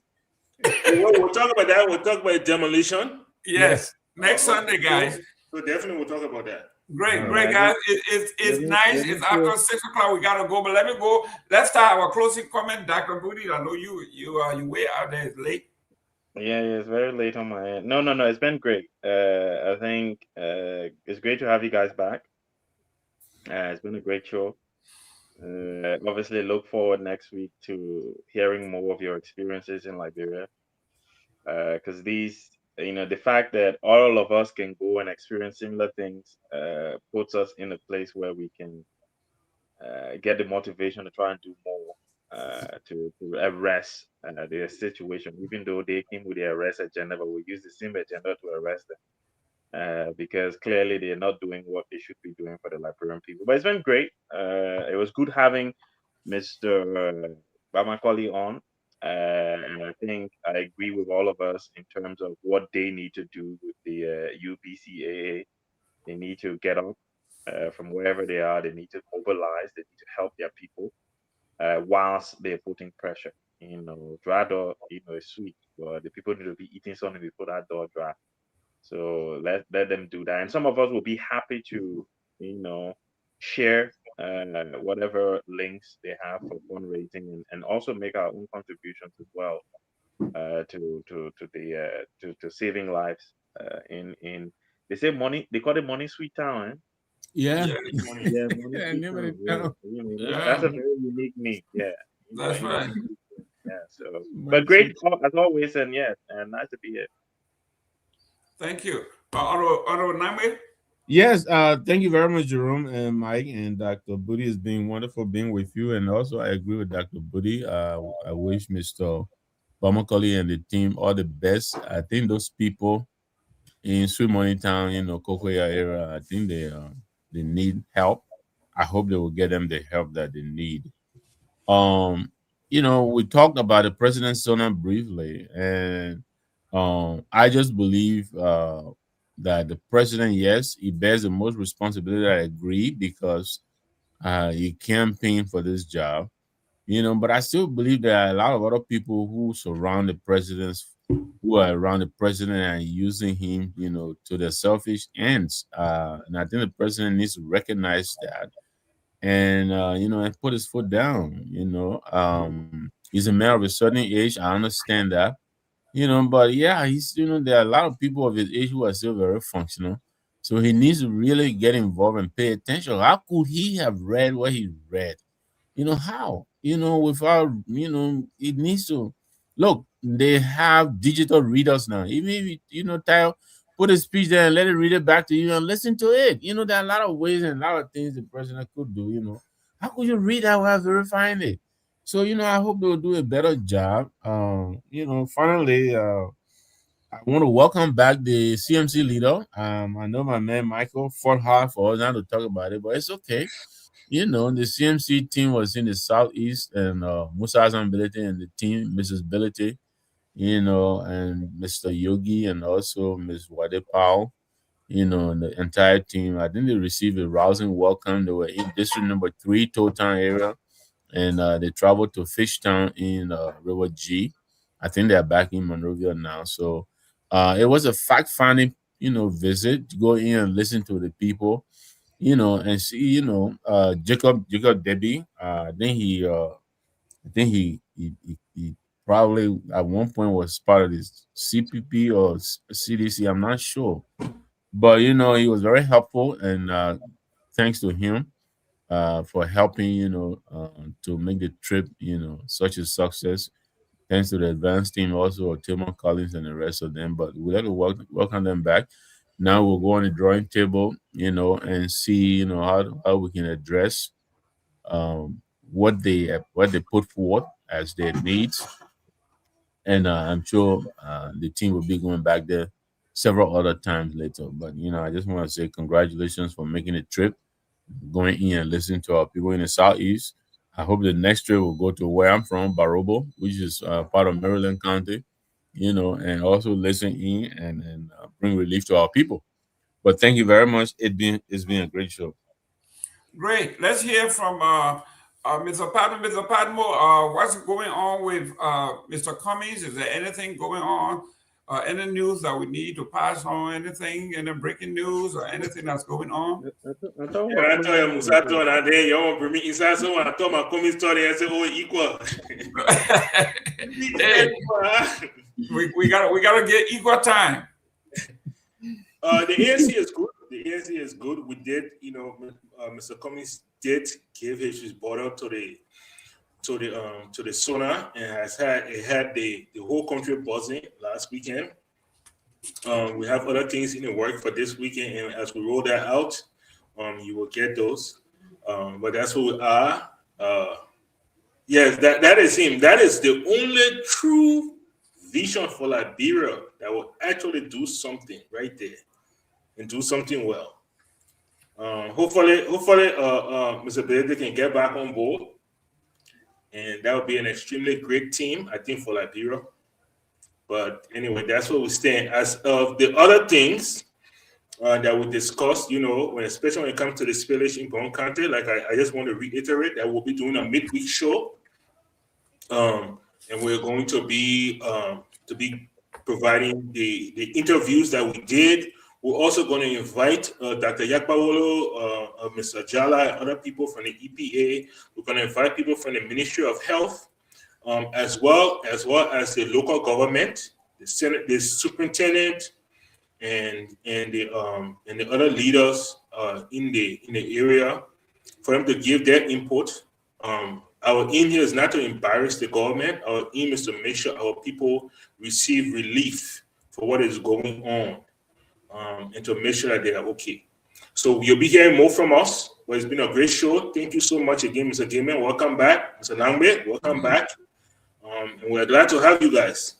Thank you for holding Thank you, it Mike. down. Thank you. All the time we're here, we've been watching. You guys, And best of luck in Minnesota there, man. Honestly. You guys are doing wonderful. You're doing we shall overcome. Yes. Yes. With nothing else to say, we say, guys, we cannot give up on our country. We have to keep pushing. We just have to keep talking, because when you said Michael Palmer, even more so than most of us, because he been into most of these wheeling and dealing on a higher level when it comes to businesses, the insult that you go through when you call the name of your country business wise, and they look at you like when you're in Liberia, when you come from a place like Florida, and someone in Liberia telling you about tourism, they want to lecture you about tourism, and you sit there, you say, are you really serious? Tourism, there are two major things that tourism needs is infrastructure. How do I get to the GDF forest, as beautiful as that place is? How do I get there? How do people get there? From Monrovia to Bassa, when you have guests in your car, and the women, as they are going, they see men lining up on the side of the road and urinating. And there is no rest area between Bassa, between Monrovia, the airport. It's only 88 miles. That's about an hour and a half, hour, 45 minutes. There's no rest area between the airport and Buchanan, the city itself. Yeah. No rest area. And then you got the Findlays, the Dillons, the Kangas, the Gaymans. We are all from the one beautiful town. And you want to tell me we can't figure it out that when we are driving, unless they're in a big business, their official car, their windshields are so tinted that they can't see women and men using the bathroom. No rest area. How much would it take if you gave Mr. Patmo the opportunity to build a rest area, to put a gas station, a restaurant, a little hotel, motel, or something, and make it lively? You would capture all the people that are going, thousands of folks that go to Bassa daily. How come nobody is thinking on something like this? And we got to be embarrassed. Can we stop and check the tires? So the guy from South Africa said, "What do you mean by checking the tires?" He said, "Oh, are we about to get a flat?" We pulled over. He said, No. They're about to use the bathroom. Anyway, ladies and gentlemen, our country is our country. We got to keep talking, whether they think you are criticizing or great. But when we get there, we got to do our part. And don't give up on these folks. Don't let up on them, because they will take the money that's all to be spent and they will say, we will use it, and the international community will build our roads, they will build our hospitals, they will take care of our children, and the rest of the money that we collect, we put it in our pocket. That's what we are talking about. Thank you very much. Next Sunday, we're going to talk about our meeting at the University of Liberia, the debate team and the subject matter of the debate, and the thinking of the children who will be taking over the country, the next generation. Thank you very much. As always, we say, we are all Liberians. See you next Sunday. We are Liberians. Liberia is our home.